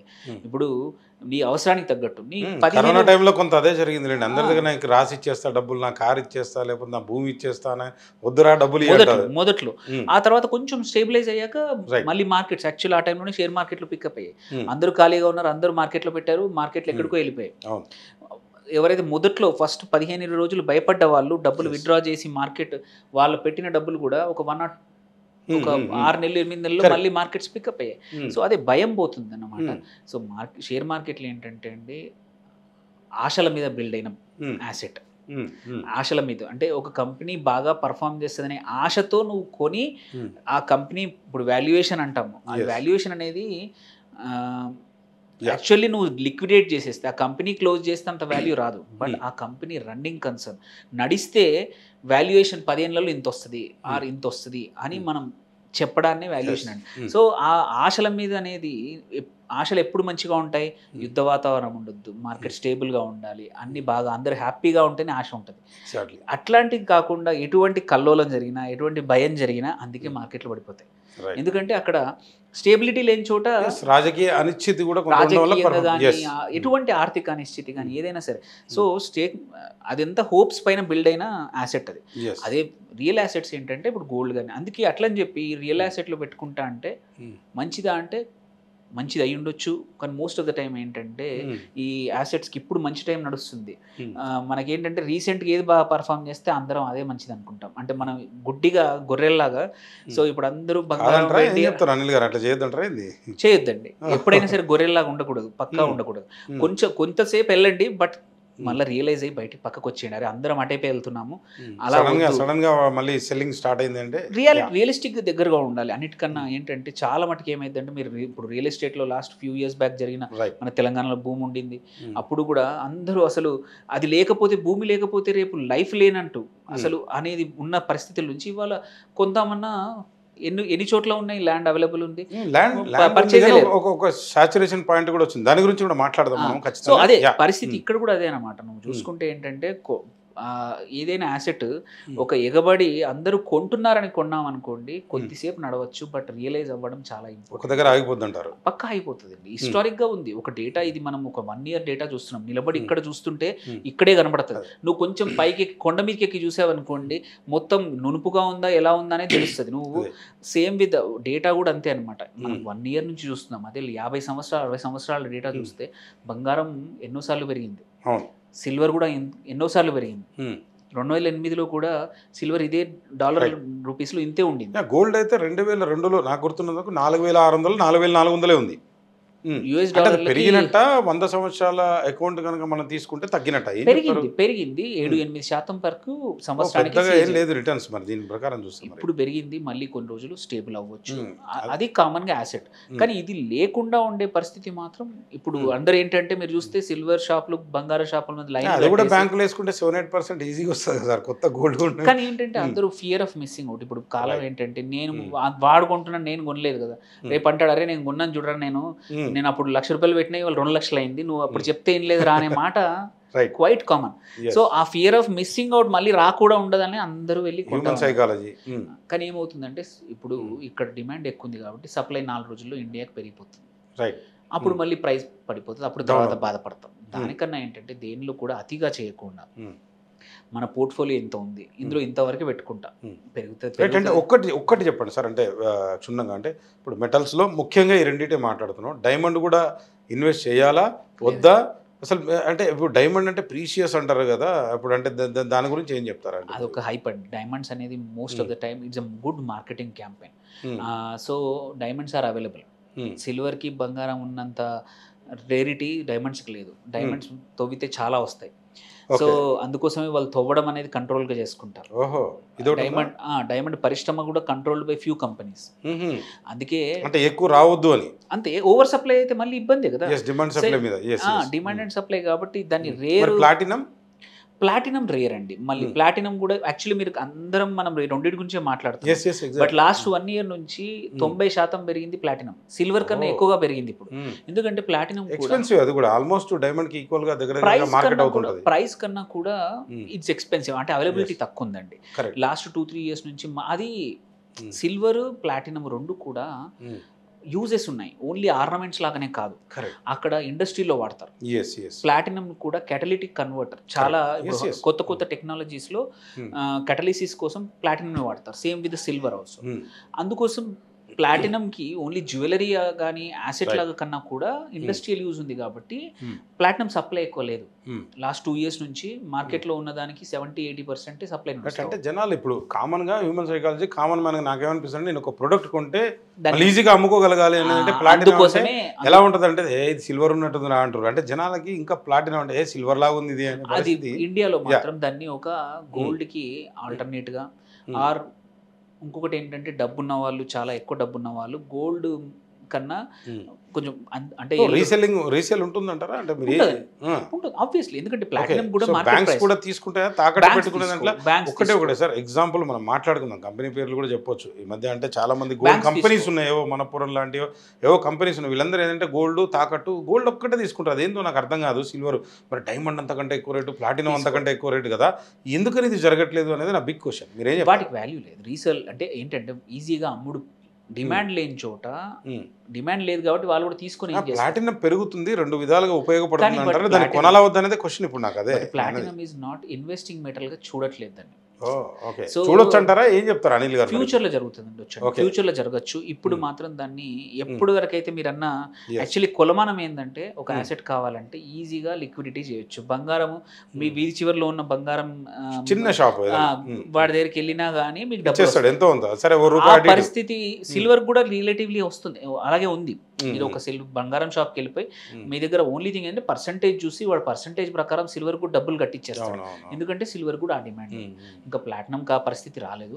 డైమండ్స్ ఏంటంటే సిల్వర్ లో ఒక చిన్న ప్రాబ్లం ఉంది సార్. అంటే ఇది చెప్పాలా ప్రేక్షకులకి, అంటే చాలా సందర్భాల్లో మనం కూడా షాప్లోకి వెళ్తుంటాం కాబట్టి గోల్డ్ అనుకోండి, సరే అది బిఏ స్టాండర్డ్, అది ఇంకో రకం, అది మాట్లాడదాం, ఆ సబ్జెక్ట్ వేరు. 91%, 92% ఆర్ 80% ఇట్లా ఉంటాయి కొన్ని. పాత అయితే, కొత్త అయితే ప్యూరిటీ 916 అన్నాం, ఓకే, ఆర్ 99% ఆర్ 100% అనుకుందాం దాన్ని యాక్చువల్గా. సో ఇదైతే ఇమీడియట్గా డబ్బు కొంచెం ఇంత ఉందంటే ఇంటూ మార్కెట్ రేట్ ఉంది కొట్టేస్తాడు. సిల్వర్లో ఒక చిన్న ప్రాబ్లం జరుగుతుంది కొన్ని సందర్భాల్లో. అంటే ఐటమ్ తయారైన తర్వాత ఆర్ డైరెక్ట్గా తీసుకెళ్ళినా ఎందుకనో మరి నాకు తెలియదు కానీ 80% 90% ఇస్తా అంటారు. అది అర్థం కావట్లేదు నాకు మార్కెట్లో, ఎందుకని అట్లా జరుగుతుంది? సిల్వర్లో ఏంటంటే 100% సిల్వర్తో ఆర్టికల్స్ చేయలేరు కంపల్సరీ. మీరు బిస్కెట్ లాగా ఉన్నదాన్ని తీసుకెళ్ళినా కానీ చాలా సందర్భాల్లో షాపుల్లో ఫిజికల్గా మనకి బిస్కెట్ లాంటి వాటికి యాక్చువల్ వాల్యూ వస్తుంది. బట్ ఆర్నమెంట్ తయారు చేస్తే మాత్రం చాలా మటుకి పరిస్థితులు, ఇప్పుడు దానికి కూడా కొంచెం సర్టిఫికేషన్ వచ్చింది, దానిలో కూడా పర్సంటేజ్ బిల్లింగ్ వచ్చాయి కానీ. సో చాలా మటుకు ఏంటంటే అక్కడ క్లారిటీ ఉండదు కాబట్టి స్టాండర్డ్స్, గోల్డ్ కున్నంత స్టాండర్డ్స్ సిల్వర్ ఆర్నమెంట్స్ కి ఇప్పుడు లేవు. వస్తున్నాయి అట్లాంటిది కొన్ని రోజుల తర్వాత మొదలవుతుంది. ఎందుకంటే ఇప్పుడు సిల్వర్ కూడా డిమాండ్ అయిపోయిందంటే ఇన్వెస్ట్మెంట్ లాగా అయిపోయింది. 1,00,000 5 లక్షలు కూడా అయిద్దంటారు, నిజం అంటారా? అవ్వచ్చండి, అవ్వచ్చు. అంటే కొనమంటారా వద్దంటారా అనిల్ గారు? ఏం చెప్తారు ఇప్పుడు దివాళీ సందర్భంగా? అదే ప్రశ్న. దివాళీ టైంలో కొనకండి, కొంచెం ఆగి కొనండి ఇప్పుడు, ఎందుకంటే ప్రతి ఒక్కరు కొనే. అనిల్ గారు అయితే చెప్తున్నారు చూడండి, సడన్ గా 5,00,000 కదా, 5 లక్షల మీద కంగారు పడకండి, కొనకండి, మళ్ళీ 5 లక్షలకు మీరు అమ్మే పరిస్థితి ఉండకపోవచ్చు అని కామన్ నాకు అర్థమైంది. ఇప్పుడైతే కాదండి, కొన్ని టైం పడుతుంది. ఇప్పుడు కొనాలనుకున్నా ఇప్పుడు ఏంటంటే మార్కెట్ లో హైప్ ఉంది, స్టెబిలిటీ అయితే లేదంటారు. లేదు, రియల్ ప్రైస్ అంతెందుకు. ఇప్పుడు ఎంసీఎక్స్లో స్పాట్ ట్రేడింగ్ అంటాము, Right. అది 1,70,000 దాకా 1,69,000 68 దగ్గర ఉంది నిన్న ట్రేడ్ అయింది. మార్కెట్లో బయట ఫిజికల్ సిల్వర్ వచ్చేసి 2 లక్షలు, ఎందుకంటే డిమాండ్ ఎక్కువగా ఉంది. మీరు అదే థియరిటికల్లీ అదే 168 దగ్గర ఒక ఫ్యూచర్స్ కొనేసుకొని ఒక కాంట్రాక్ట్ Right. కొంటే అదే ఎంసీఎక్స్ వాళ్ళు డెలివరీ 4% తీసుకొని డెలివరీ ఇస్తారు మీకు. అంటే 1,72,000 1,73,000కి నీకు నెక్స్ట్ మంత్ వాడు ఇస్తున్నాడు. మనం ఇప్పుడు 2 లక్షలు పెట్టి కొండం రైట్. ఒక్కటి చెప్పండి సార్, అంటే జనాల్లో ఈ స్టాక్స్ గురించి కూడా మనం మాట్లాడేటప్పుడు లైక్ మెటల్స్ అంటే చాలా ఉన్నాయి. దాంట్లో జనాలకు తెలిసింది ఒకటి గోల్డ్, సిల్వరు, మీరు అన్నట్టు ప్లాటినము, డైమండ్, ఈ 4 తెలుస్తాయి. మిగిలిన ఐరన్ అని అదేంద్రా బయట దొరుకుతుంది కదా అంటారు సార్. చాలా ఉంటాయి మెటల్స్లో, మీకు ఈవెన్ కొన్ని కెమికల్స్ కూడా ఉన్నట్టుంది. సో అది కొంచెం పక్కన పెడితే ఫిజికల్గా నేను అంటే గోల్డ్ బాండ్స్ కావచ్చు, గోల్డ్ మీరు అన్న ఎంసీఎక్స్ మార్కెట్ ద్వారా నేను కొంటే జనాలు చాలామంది అంటే ఈ షేర్ రూపంలోనే ఉంటుందా, అరే ఈ గోల్డ్ తీసుకెళ్ళి గోడౌన్లో పెడతారా, అంటే వీటికి భద్రత ఎట్లా, ఇది మరి సెబీ కంట్రోల్ ఉంటుందా, మీరు అన్నట్టు ఆ ఎన్ఎస్సిఓ బిఎస్సిఓ మరి వాళ్ళ ఎవరు ఇవ్వాలి, ఇది రేపు పొద్దున మొత్తం అంతా మీరు అన్నట్టు అనిచిత ఒక యుద్ధం జరిగి బాంబు పడ్డదా, గోల్డ్ నాకు ఇస్తారా ఎరా అనేది కామన్ మ్యాన్గా ప్రశ్న. లేదు, ఇబ్బంది ఉండదు. ఎందుకంటే వాల్ట్లో ప్రతి గోల్డ్ ఏంటంటే ఆ సిల్వర్ కూడా డిజిటల్గా కొనాలి అంటే ఈటీఎఫ్లో కానీ ఆర్ మ్యూచువల్ ఫండ్స్ ద్వారా కొన్నా కానీ ఈవెన్ ఎంసీఎక్స్ ద్వారా కొన్నా కానీ పక్కా అంత అమౌంట్ అనేది దెర్ ఆర్ ఏమంటారు సెక్యూర్డ్ వాల్ట్ అంటారు. ఆ గోడౌన్లో పక్కా అంత ఉంటేనే అన్ని యూనిట్స్ మార్కెట్కి రిలీజ్ చేస్తారు. ఇప్పుడు మీరు చూసుకుంటే లాస్ట్ వీక్ 5 ఈటీఎఫ్ కంపెనీలు మ్యూచువల్ ఫండ్ కంపెనీలు ఏవైతే ఉన్నాయో సిల్వర్ ట్రేడింగ్ ఆపేశారు. ఎందుకు? వాళ్ళు జనాల నుంచి యూనిట్స్ కొందామనే డిమాండ్ ఉంది, బట్ వాళ్ళకు సిల్వర్ దొరకట్లేదు. దొరకకపోయేసరికి ఏంటంటే ఒక 15 రోజులు మేము చెయ్యము, కొత్తగా ఇవ్వము యూనిట్స్ అని దాన్ని ట్రేడింగ్ ఆపేశారు. ఎందుకంటే సెబీకి కంపల్సరీ వాళ్ళు ఇన్ని యూనిట్స్ రిలీజ్ చేశారు, అంత ఫిజికల్ సిల్వర్ ఎక్కడ ఉందో చూపించాలి. అది ప్రతిరోజు సర్టిఫికెట్ ఒక వాల్ట్ నుంచి సెబీకి వెళ్తుంది, ఎక్స్చేంజెస్కి వెళ్తాయి, వెళ్ళినాకనే దానిలో తెలుస్తుంది. అప్పుడే ప్రైస్ అనేది అయినావంటారు, ఆ వాల్యూ కరెక్టా కాదా అనేది తెలుస్తుంది అనమాట. సో అటువంటి ఇన్వెస్టర్స్ భయపడాల్సిన అవసరం లేదు. అందుకే కంపెనీస్ ఏంటంటే ప్రతిరోజు మార్క్ టు మార్కెట్ ఎంత ఉంది అని చూసుకొని నిజంగానే ఉందా లేదా, ఎందుకంటే ఇప్పుడు ఇన్ని లక్షల కోట్ల సంపద ప్రతిరోజు ట్రేడ్ అవుతున్నప్పుడు సెబీ ఏంటంటే మార్కెట్లో రకరకాల పార్టిసిపెంట్స్ ఉంటారు. బ్రోకర్స్ ఉన్నట్టే కస్టోడియన్స్ ఉంటారు, రిజిస్ట్రార్స్ ఉంటారు. ప్రతి ఒక్కరి పని ఎవరి పని వాళ్ళు చేస్తున్నారు కాబట్టి మార్కెట్స్ ఇట్లా స్మూత్గా రన్ ఫాస్ట్గా సెకండ్కి అది అవుతుండే సార్. గోల్డ్ బిస్కెట్స్ అంటే ఇప్పుడు సెకండ్కి కొన్ని లక్షల్లో కొనాల్సి వస్తుంటుంది, ఎంత జరుగుతుంది అంటే సెటిల్మెంట్ జరిగేప్పుడు జరుగుతుంది. సో ప్రొడక్షన్ ఉందా లేకపోతే వాళ్ళు వేరే కంట్రీ నుంచి కూడా కొనుక్కొస్తారా? Big question. ఉంటాయి, కొనుక్కొస్తా ఉంటారు, పక్కా ఉంటారు.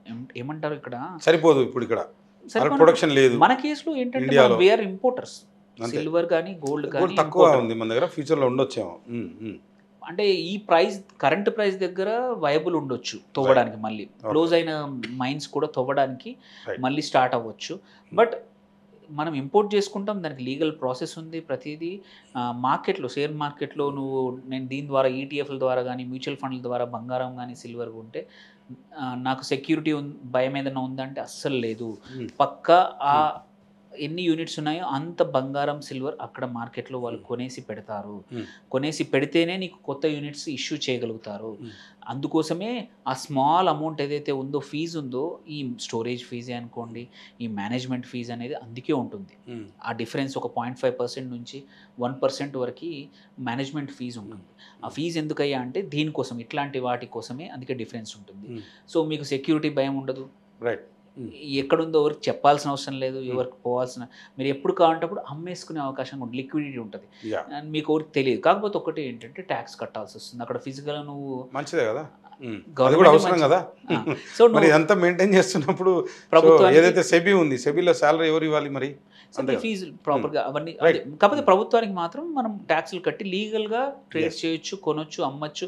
లాంగ్ టర్మ్కి నీకు సపోజ్ నీకు అవసరం ఉంది, నీ పిల్లల ఒక 10 సంవత్సరాల తర్వాత పెళ్ళికి బంగారం అవసరం, ఇప్పటి నుంచి పెట్టుకుంటూ పోయి ఆ టయానికి అమ్మేసి ఆ డబ్బులు తీసుకెళ్ళి ఫిజికల్గా బంగారం కొనుక్కోవచ్చు కావాలంటే. రైట్. అంటే అనిల్ గారు, అంటే ఒక్క చిన్న క్లారిటీ ఇవ్వండి. అంటే మీరు చెప్పినట్టు ఇప్పుడు మనము గోల్డ్, సిల్వరు, రియల్ ఎస్టేటు ఇవే ఎందుకు జనాలు ఎక్కువ మక్కువ చూపుతారంటే డబ్బు బాగా రావాలి, కానీ మళ్ళీ నా డబ్బు ఎక్కడ పోదు. ఒకవేళ అమ్మేసుకున్నా కానీ బంగారం అన్నా, సిల్వర్ అన్నా, లేకపోతే రియల్ ఎస్టేట్ అన్నా ఎక్కడ పోదు. మీరు చెప్పినట్టు ఇందాక అంతా కూడా ఫిజికల్గా ఉందంటే దీన్ని బట్టి చూస్తుంటే కామన్ మ్యాన్కి ఏమేస్తుందంటే ఈ స్టాక్స్లో పెట్టాలన్నా మ్యూచువల్ ఫండ్లో పెట్టాలన్నా కాస్త భయం వేస్తుంది. స్టాక్స్ కంటే కొంత మ్యూచువల్ ఫండ్స్ మంచిదే అంటారు. ఎందుకంటే మీరు అన్నట్టు ఒక సిప్పు ప్రకారం మనం అందులో పెట్టుకుంటూ పోతే అతను 4 ఇన్వెస్ట్ చేస్తే ఏదో ఒకటి డబ్బు వస్తుంది అనేది ఒకటి ఉంది. అంటే దీంట్లో గోల్డ్లో పెడితే ఎక్కువ వస్తుందా, లేకపోతే క్యాష్ ఉంచుకుంటే కూడా మీరు ఇందాక నుంచి చెప్తున్నారు యాక్చువల్గా. సో గోల్డ్లో పెట్టుకుంటే దాదాపు 100 ఇయర్స్ నుంచి ఏదో ఆ హిస్టరీ కనుక మీరు చెప్తున్నట్టు నాకు తెలియదు, అది 7 to 8% ఏదో సంథింగ్ పెడుతున్నాడు. బ్యాంకులో కూడా నేను ఒక డిపాజిట్ చేస్తే అంటే 1 crore చేస్తే అదే పైసలు వస్తాయి కదా. అట్లాంటప్పుడు పైసలు ఉంచుకుంటే ఇమీడియట్గా క్యాష్ తీసుకొని నేను వాడుకోవచ్చు కదా. ఈ గోల్డ్ సిల్వర్ కొనుక్కోవడం అవసరమా అనేది ఇంకో ప్రశ్న. ఏం చెప్తారు? సో ఒకటి ఏంటంటే డబ్బులు బ్యాంక్లో పెట్టుకోవడమా సిల్వర్లో పెట్టుకోవడం దేనికైనా చూడాల్సింది ఒకటి ఏంటంటే మనం మర్చిపోకూడదు ఒక పెద్ద అంశం ఏంటంటే ఇది డెవిల్ అంటారు కదా, రాక్షసి ఏంటంటే ద్రవ్యోల్బణం. సో ద్రవ్యోల్బణం అనేది మన డబ్బుల వాల్యూ అనేది తింటా ఉంటుంది. థ్యాంక్ఫుల్లీ ఇప్పుడు లాస్ట్ 1 or 2 years కొన్ని సెక్టర్లలో తప్పించి ఫుడ్ కానీ చాలా విషయాల్లో ద్రవ్యోల్బణం పెరగట్లేదు. పెరిగినా 1-2% మాత్రమే. ఫుడ్ ఇన్ఫ్లేషన్ లాస్ట్ ఇయర్కి ఈ ఇయర్. సో ఈ ఇన్ఫ్లేషన్ అనేది నిజం.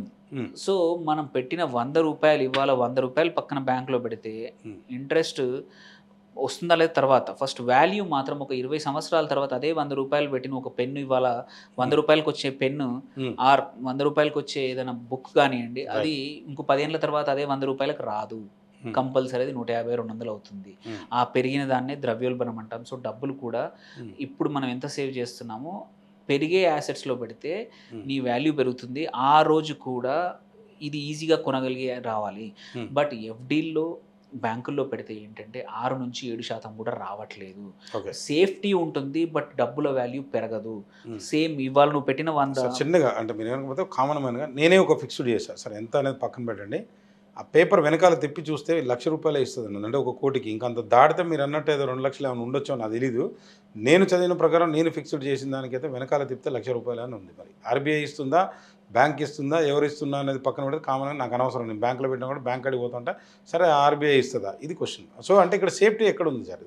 సేఫ్టీ అంటే ఒకటి ఏంటంటే నేషనల్ బ్యాంక్ మాట్లాడదాం, ప్రైవేట్ బ్యాంక్ వచ్చే పక్కన పెడదాం. నేషనల్ బ్యాంక్ కానీ ఏవైనా సరే ఒక డిపాజిట్ గ్యారంటీ ఇన్సూరెన్స్ కార్పొరేషన్ ఒకటి ఉంది గవర్నమెంట్ది. ప్రతి ఒక్కరికి రైట్ ఇంత ₹1,00,00,000 సెక్యూరిటీ ఉండదు పక్క. అదే 1 crore గురించే మాట్లాడు. 1 crore అయితే ఉండకపోవచ్చు, ఎందుకంటే డిపాజిట్లు ఇప్పుడు 5 లక్షల వరకు వచ్చింది. సో అంతవరకు మాత్రం గవర్నమెంట్ ఈ DGIC మీకు గ్యారంటీ ఉంటుంది బ్యాంకులకి ఎఫ్డి. అదర్వైజ్ వాళ్ళు కూడా in the end of the day బ్యాంకులు ఏం చేస్తాయి, మనం తీసుకెళ్ళిన డబ్బులు ఐదర్ పోయి బాండ్లలో పెడతారు, ఎక్కడో అప్పిస్తారు, అప్పు కూడా ఇస్తారు. ఇప్పుడు మనకి ఇప్పుడు 6%కి ఎఫ్డి ఇస్తున్నప్పుడు వాళ్ళు 12-13%కి ఇంకొకరికి. సో ఈ 2-3 రకాల వాటిల ద్వారా డబ్బులు జనరేట్ చేసి మనకు అవసరం వచ్చినప్పుడు ఇస్తూ ఉంటారు. ఆ మధ్యలో వచ్చే మార్జిన్ మనకి ఇచ్చేది వాళ్ళకు వచ్చే దాంట్లో మార్జినే బ్యాంకు యొక్క లాభం. అదన్నే మనం ఇంట్రెస్ట్ రేట్ మార్జిన్ అంటాం. వాళ్ళు మనకి ఇచ్చేది 6.5 అయితే మనం వాళ్ళ దగ్గర తెచ్చుకొని లోన్ తెచ్చుకుంటే 8.5 అనుకోండి, ₹2 2% అనేది మార్జిన్. ఆ 2% తోటే వాళ్ళు బ్యాంకులు కానీ సిస్టమ్స్ అన్ని నడపాలి. సో ఇక్కడ పరిస్థితి ఏంటంటే మనం ఇట్లా పెట్టిన డబ్బులు 10 సంవత్సరాల తర్వాత వాల్యూ పెరగకపోతే ఎటువంటి యూజ్ లేదు. సో గోల్డ్ పెరిగిందంటే ఇప్పుడు పెరిగింది, బట్ కొన్ని సంవత్సరాలు ఒక 10-15 సంవత్సరాలు కూడా గోల్డ్ 6-7% నియర్లీ ఎఫ్డి దగ్గరలో ఉన్న పరిస్థితులు చాలాసార్లు ఉన్నాయి. సిల్వర్ కూడా అంతే. మీరు చూస్తే 600-700 రేంజ్లో చాలా రోజులు ఉంది. 600 to 700 తులం సిల్వర్ చాలా రోజులు, ఒక 7-8 సంవత్సరాలు ఉంది. ఆ తర్వాత ఒకసారి ర్యాలీ వచ్చినాక ఆగలేదు. సో మనమైతే చాలా రోజులు సిల్వర్ అంటే 600-700లో ఉంటుందని మెంటల్లీ ఫిక్స్ అయిన రోజులు అట్లీస్ట్ ఒక 7-8 సంవత్సరాలు ఆ రేంజ్లో ఉండింది. సో అలాంటి పరిస్థితులు మళ్ళీ రావచ్చు సిల్వర్కి, గోల్డ్కి ఫ్యూచర్లో కూడా. ఎందుకంటే మనం భూమి అయిపోతుందని ఎలా హైప్లో ఉండిందో సేమ్ ఇక్కడ కూడా అంతే అనమాట. కొనకపోతే సిల్వర్ కొనకపోతే రేపు బతుకుతాం, ఏం ప్రాబ్లం లేదు. డబ్బులు ఉంటే అట్లీస్ట్ అంటే ఇవాళ పోయి ఇష్టం వచ్చిన రేట్. సో సేమ్ వే ఏ యాసెట్ అనేది మాత్రం సర్కిల్గా నడుస్తూ ఉంటాయి. ఒక టైంలో రియల్ ఎస్టేట్ నడుస్తుంది. ఒక 2 క్లారిటీస్ ఉన్నాయి సార్. అంటే ఇక్కడ మీరు ఒక ప్రొఫెషనల్గా చెప్పండి. నా క్వశ్చన్ కొంచెం వీక్గా ఉండొచ్చు, కామన్ మ్యాన్ కాబట్టి నాకు అంతే అర్థమవుతుంది. ఫైనల్గా నాకు అర్థమైంది ఏంటంటే ఎఫ్డి కంటే గోల్డ్ సిల్వర్ కొనుక్కుంటారు బాబు, బాగుంటుందని చెప్తున్నారా? అనిల్ గారు ఏం చెప్తున్నారు అనేది? థియరిటికల్లీ ఎస్ బాగుంటుందండి, పక్కా. అంటే డిప్లొమాటిక్గా కాకుండా స్ట్రైట్ కూడా బాగుంటుంది. ఎందుకంటే మీకు సిల్వర్ అండ్ గోల్డ్ ఇప్పుడు ఉన్న పరిస్థితుల్లో, మార్కెట్ పరిస్థితుల్లో నువ్వు ఎక్కడైనా నీకు అవసరానికి టక్కున పెట్టేసి తీసుకోవచ్చు. And at the same time నువ్వు కాపాడుకోవచ్చు. మోర్ ఆర్ లెస్ ఎఫ్డి కన్నా కొంచెం ఇప్పుడున్న లాస్ట్ 10-15 ఇయర్స్ రిటర్న్స్ తీసుకుంటే మాత్రం ఎఫ్డి అంత రిటర్న్స్ వస్తూ ఉన్నాయి. కాకపోతే ఏంటంటే అందరూ అందులో పెడితే బ్యాంకింగ్ సిస్టమ్ ఫెయిల్ అవుతుంది, అది కూడా జరుగుతుంది. ఇప్పుడు మీరు బ్యాంకింగ్ సెక్టార్ని కాపాడడానికి అనిల్ గారు సర్టిఫైడ్ ప్రొఫెషనల్ గా చెప్తున్నారా? ఉండాలి అంటే నేను మళ్ళీ I will go back to the same. ఏంటి పోర్ట్ఫోలియోలో అన్నీ ఉండాలి. అంత డబ్బులు తీసుకెళ్ళి బంగారం పెడితే వాల్యూ ఉండదు. సేమ్ వే అన్ని తీసుకెళ్ళి రియల్ ఎస్టేట్లో పెడితే కూడా లాభం లేదు. అంత డబ్బులు తీసుకెళ్ళి నువ్వు ఈక్విటీ మార్కెట్లో పెడితే వాల్యుయేషన్ అనేది ఎక్కడికో పోతుంది. సో వాల్యుయేషన్ ఎక్కడికో, అందుకే ఏదైనా సరే ఫేర్ వాల్యూ దగ్గర ఉండాలి అంటే, సిస్టమ్ మొత్తం ఫేర్ వాల్యూగా నడవాలంటే X% మన ఫిక్స్డ్ ఇన్కమ్ అంటే డిపాజిట్ల రూపంలో ఉండాలి, X% రియల్ ఎస్టేట్లో ఉండాలి, X% గోల్డ్లో ఉండాలి, X% స్టాక్ మార్కెట్లో ఉండాలి. ఎవరు కూడా మొత్తానికి మొత్తం ఒక దగ్గర పెడితే చాలా మంది ఇబ్బందుల్లో ఉంటారు. మీరు చూస్తే ఆర్థికంగా ఎవరైతే స్థిరంగా ఉన్నారో, ఎవరినైనా చూడండి స్థిరంగా ఉన్నారో, ఒక జనరేషన్ రెండో జనరేషన్కి వెళ్ళినా వాళ్ళకు కొన్ని రియల్ ఎస్టేట్ అసెట్స్ ఉంటాయి, కొంచెం బంగారం ఉంటుంది, కొంచెం సిల్వర్ ఉంటుంది, స్టాక్ మార్కెట్లో ఉంటాయి, ఎఫ్డీలు కూడా ఉంటాయి. ఎందుకంటే ఎప్పుడు పరిస్థితులు మార్కెట్లో పరిస్థితులు ఎప్పుడు సేమ్ ఉండవు. ఇవాళ బంగారం గురించి మాట్లాడుతున్నాం ప్రతి ఒక్కరు, రేపు మనం రియల్ ఎస్టేట్ సడన్ గా పెరుగుతుంది. అంతేందుకు మొన్న కొన్ని చోట్ల నియోపోలిస్లో రేట్కి వెళ్ళిపోయింది. సో ఆ దగ్గరలో ఉన్న భూములకు వాల్యూ పెరిగింది, దగ్గరలో ఉన్న వాళ్ళు. సో అక్కడ చూసుకుంటే అదే బెటర్. ఇప్పుడు ఎవరైతే వాళ్ళని అడిగారు మీరు ఏది బెటర్ అంటే వాళ్ళు భూమే బెటర్ అండి అక్కడ పెరిగింది కాబట్టి. సో ఎప్పుడు కూడా ఏంటంటే మార్కెట్లో సైకిల్స్ నడుస్తూ ఉంటాయి, యాసెట్ క్లాసెస్. ఇప్పుడున్న సైకిల్లో కరెంట్లీ ఈ మెటల్స్ నడుస్తూ ఉన్నాయి. ఎన్ని రోజులు అంటే హిస్టారికలీ చూసుకుంటే 2 నుంచి 3 సంవత్సరాలు. ఆ తర్వాత మళ్ళీ ఈక్విటీ వస్తుంది, కొన్ని రోజులు స్టాక్స్ వస్తాయి. ఈవెన్ ఇంట్రెస్ట్ రేట్లు కూడా అంటే పెరిగితే, ఇప్పుడు ఇవాళ 6% ఉంది, ఒకప్పుడు మర్చిపోకూడదు 10-11% కూడా ఇంట్రెస్ట్ రేట్ ఉండే, 12% కూడా ఉండే. ఎందుకు ఇంటి హౌసింగ్ లోనే మీరు నాకు తెలిసి 2007-8లో మీరు తీసుకున్నప్పుడు 10.5 ఎల్ఐసి ఇచ్చింది, ఓపెన్ చెప్తున్నాను తీసుకున్నాను. అప్పుడు కొద్దిమంది ఎఫ్డీలు చేసిన 10.5% ఎఫ్డీలు కూడా ఎక్కువ వచ్చేవి అప్పుడు. సో ఇప్పుడున్న పరిస్థితులు ఏంటంటే మనీ సప్లై చాలా ఉంది, అందరూ సేవ్ చేయాలి. నాకు తెలిసి 5 ఇయర్స్లో డబుల్ అయింది, ఇప్పుడు 9 ఇయర్స్ to 10 ఇయర్స్ అవుతుంది ఇప్పుడు. అవును, ఇప్పుడు పరిస్థితుల్లో 8-9 సంవత్సరాలు పడుతుంది ఎఫ్డీకి. సో అందుకే ఇవన్నీ సైక్లికల్గా జరుగుతాయి కాబట్టి ఎప్పుడు కూడా కాన్సన్ట్రేషన్, నీ ఉన్న డబ్బులు తీసుకెళ్ళి ఒక దగ్గర పెట్టకూడదు. అది చేసిన వాడు ఎవ్వడు కూడా బాగుపడిన దాఖలాలు చాలా కొన్నిసార్లే జరుగుతాయి. తెలివైన వాళ్ళు ఎవ్వరైనా సరే డబ్బుల గురించి వాల్యూ తెలిసిన వాడు ఒక్క చోట పెట్టకుండా 4 చోట్ల పెడితే, 4 అసెట్స్లో పెడితే ఏంటంటే ఏది బాగున్నప్పుడు అది నీకున్న 10% సిల్వర్, 10% గోల్డే నేను పోషిస్తాయి ఆ టైంలో. సో అందుకే డైవర్సిఫికేషన్ అనేది చాలా ఇంపార్టెంట్. బోరింగ్ బట్ ఇది ఇంపార్టెంట్. అన్ని తీసుకెళ్ళి ఎప్పుడు ఒక చోట పెట్టకూడదు. మీరు ఇందాక నుంచి చెప్తున్నారు, సరే గోల్డ్ కావచ్చు, సిల్వర్, మెటల్స్ ఇవన్నీ మాట్లాడుతున్నాం. ఒక్కసారి డబ్బు గురించి కూడా మాట్లాడుకునే ప్రయత్నం చేద్దాం. ఇప్పుడంటే చాలా కంట్రీల్లో మీరు వియత్నాం కావచ్చు, లేకపోతే సోమాలియా కావచ్చు, లేకపోతే వెనిజులా కావచ్చు, ఇట్లాంటి గురించి కూడా మీరు ఇంటర్నేషనల్ అఫైర్స్ కూడా కొంచెం ఫాలో అవుతుంటారు. ఎందుకంటే ఇది షేర్ మార్కెట్కి చాలా ముఖ్యం. ఎట్లయితే ఈ డౌ జోన్స్ ఇవి, లేకపోతే యూకే మార్కెటో, లేకపోతే యూఎస్ మార్కెటో, ఆస్ట్రేలియా మార్కెటో, ఇండియా మార్కెటో, ఇది కూడా అవసరం.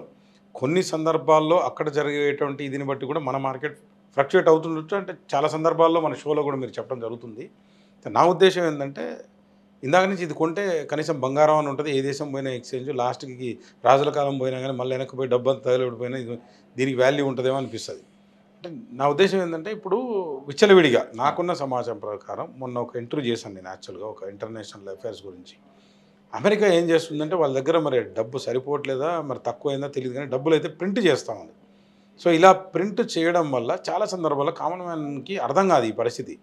అంటే ఎట్లా చూస్తారు, అరే మనం ఇంకా రూపాయి ఉన్నది, వాడు 88 ఉన్నాడు, లేకపోతే ఆడ గిరాము ఏదో 150 రూపాయలు ఉన్నది, 100 రూపాయలు ఉన్నది, సో మనది ఎందుకు ఇట్లా ఉన్నది అనేటువంటి ఒక అంశం అనేది ముఖ్యంగా కొంత అర్థం చేయించాల్సినటువంటి అవసరం ఉందంటే, ఇట్లా ప్రింట్ చేస్తే వెనిజులా లాగా ఓ బస్తా నిండా డబ్బులు తీసుకెళ్ళి దీంట్లో 2-3 ప్రశ్నలు ఉన్నాయి, ఓ ఛాయ్ కూడా రాదు అనే పరిస్థితి ఉంది. అంటే ఆ దుస్థితి రాకుండా ఉండడానికి అంటే మన రాష్ట్రాలు కావచ్చు, దేశం కావచ్చు, ఏం చేయాలి, ఎట్లా జరుగుతుంటుంది అసలు ఈ సినారియో? యాక్చువల్లీ అదృష్టం ఏంటంటే మన ఇండియాకు అదృష్టం ఏంటంటే మానిటరీ పాలసీ కేంద్ర ప్రభుత్వం దగ్గర ఉంది. కేంద్ర ప్రభుత్వం దగ్గర ఉండే వరకు డబ్బులు ఇష్టం వచ్చినట్టు ప్రింటింగ్ చేసే అవకాశం లేదు కాబట్టి మనము దేశం అనేది ఇంకా స్టేబుల్గా ఉన్నాం. అండ్ ఇప్పుడున్న ప్రభుత్వం 12 సంవత్సరాల నుంచి స్టేబుల్గా ఉండడం వల్ల ఈవెన్ కరోనా లాంటి కష్టకాలంలో కూడా ఇష్టం వచ్చిన డబ్బుల్ని ప్రింట్ చేయలేదు. ఏవైతే ప్రింట్ చేసినాయో ఆ కంట్రీలన్నీ వాళ్ళ ట్రబుల్లో ఉన్నాయి. ఎందుకంటే వాల్యూ పడిపోయింది డబ్బులు. ఇంత చేసినా ప్రభుత్వం టైట్గా మనీ సప్లైని కానీ అన్ని జాగ్రత్తగా మెయింటైన్ చేసింది కాబట్టి ఇక్కడ మీరు అన్నట్టు అమెరికా పరిస్థితి కానీ ఆర్ వెనిజువేలా పరిస్థితి చూద్దాం. వెనిజువేలా ఏంటంటే డబ్బులు ప్రింట్ చేస్తూ పోయింది.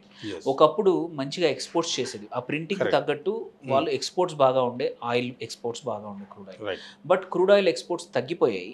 ఎందుకంటే ఆ కంట్రీలో ఇన్వెస్ట్ చేసిన కంపెనీస్ అన్నిటిని తన్ని పంపించేస్తే ఏమైంది, సడన్గా ఇన్ని రోజుల నుంచి విదేశీ మారకత ఏవైతే వచ్చేటివో అవన్నీ ఆగిపోయాయి. సో ఆగిపోవడం వల్ల వాళ్ళ కరెన్సీ వాల్యూ పడిపోయింది. కరెన్సీ వాల్యూ పడిపోతే ఇంతకుముందు వచ్చే ప్రైస్, ఇంతకుముందు ఒక లీటర్ పాలు కొనడానికి ఇంతకుముందు అవసరానికి ఇవాళ పెట్టే డబ్బులకి వాల్యూ లేకుండా పోయింది. సో అదే పరిస్థితి ఎప్పుడు వస్తుందంటే నీకు మార్కెట్లో డబ్బులు సప్లై కానీ, సెకండ్ దానికి తగ్గట్టు ప్రొడక్షన్, అంటే బేసికలీ ప్రొడక్షన్ కావాలి, విచ్ థ్యాంక్ఫుల్లీ మన పరిస్థితి, ఇండియన్ పరిస్థితి అది రాదు. ఎందుకంటే డొమెస్టిక్ కన్జంప్షన్, డొమెస్టిక్ ప్రొడక్షన్ అనేది వెరీ సాలిడ్. ఎక్స్పోర్ట్స్ స్ట్రాంగ్గా ఉండాలి, ఉన్నాయి.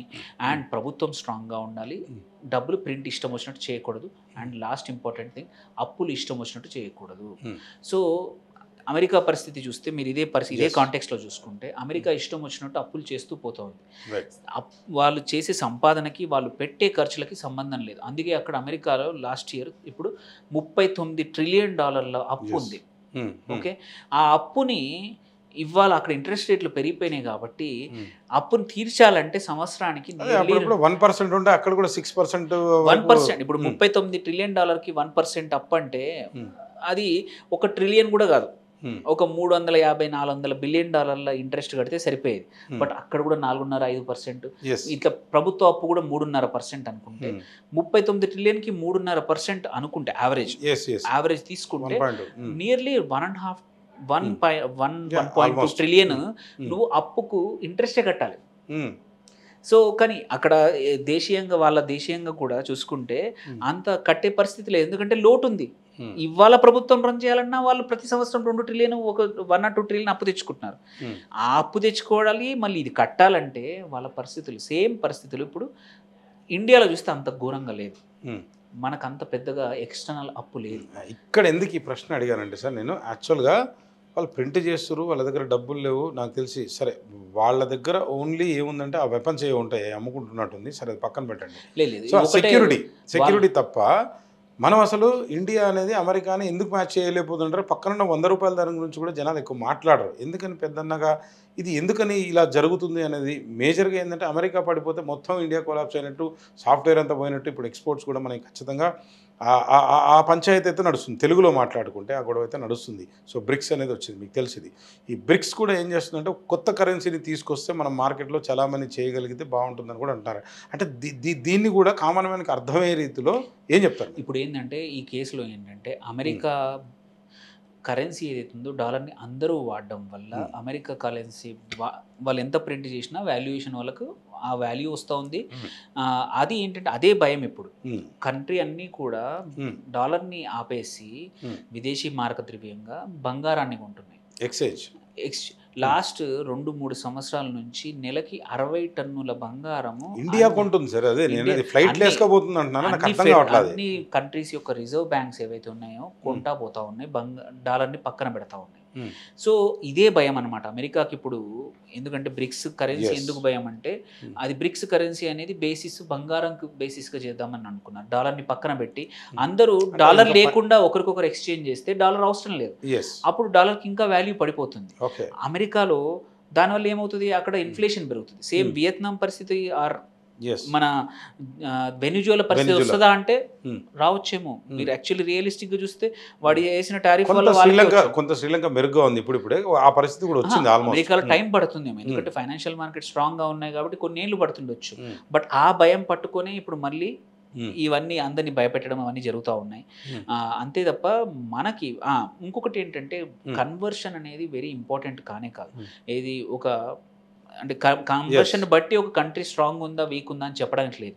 ఎగ్జాంపుల్ తీసుకుంటే మన రూపాయికి ఒక రూపాయికి అక్కడ మనం సపోజ్ ఒక ఆఫ్ఘనీ రూపాయికి మన దానికి చూసుకుంటే మారకం చూసుకుంటే మనము నియర్లీ 1.5 2 ఉంది. అట్లని చెప్పి ఆఫ్ఘన్ ఎకానమీ స్ట్రాంగ్గా కాదు. ఏంటంటే అక్కడ మనీ సప్లై, ఇక్కడ మనీ సప్లై, అక్కడ ఇంట్రెస్ట్ రేట్లు, ఇక్కడ ఇంట్రెస్ట్ రేట్లు అన్నింటి డిటర్మైన్ చేస్తాయి ఈ కరెన్సీ కన్వర్షన్.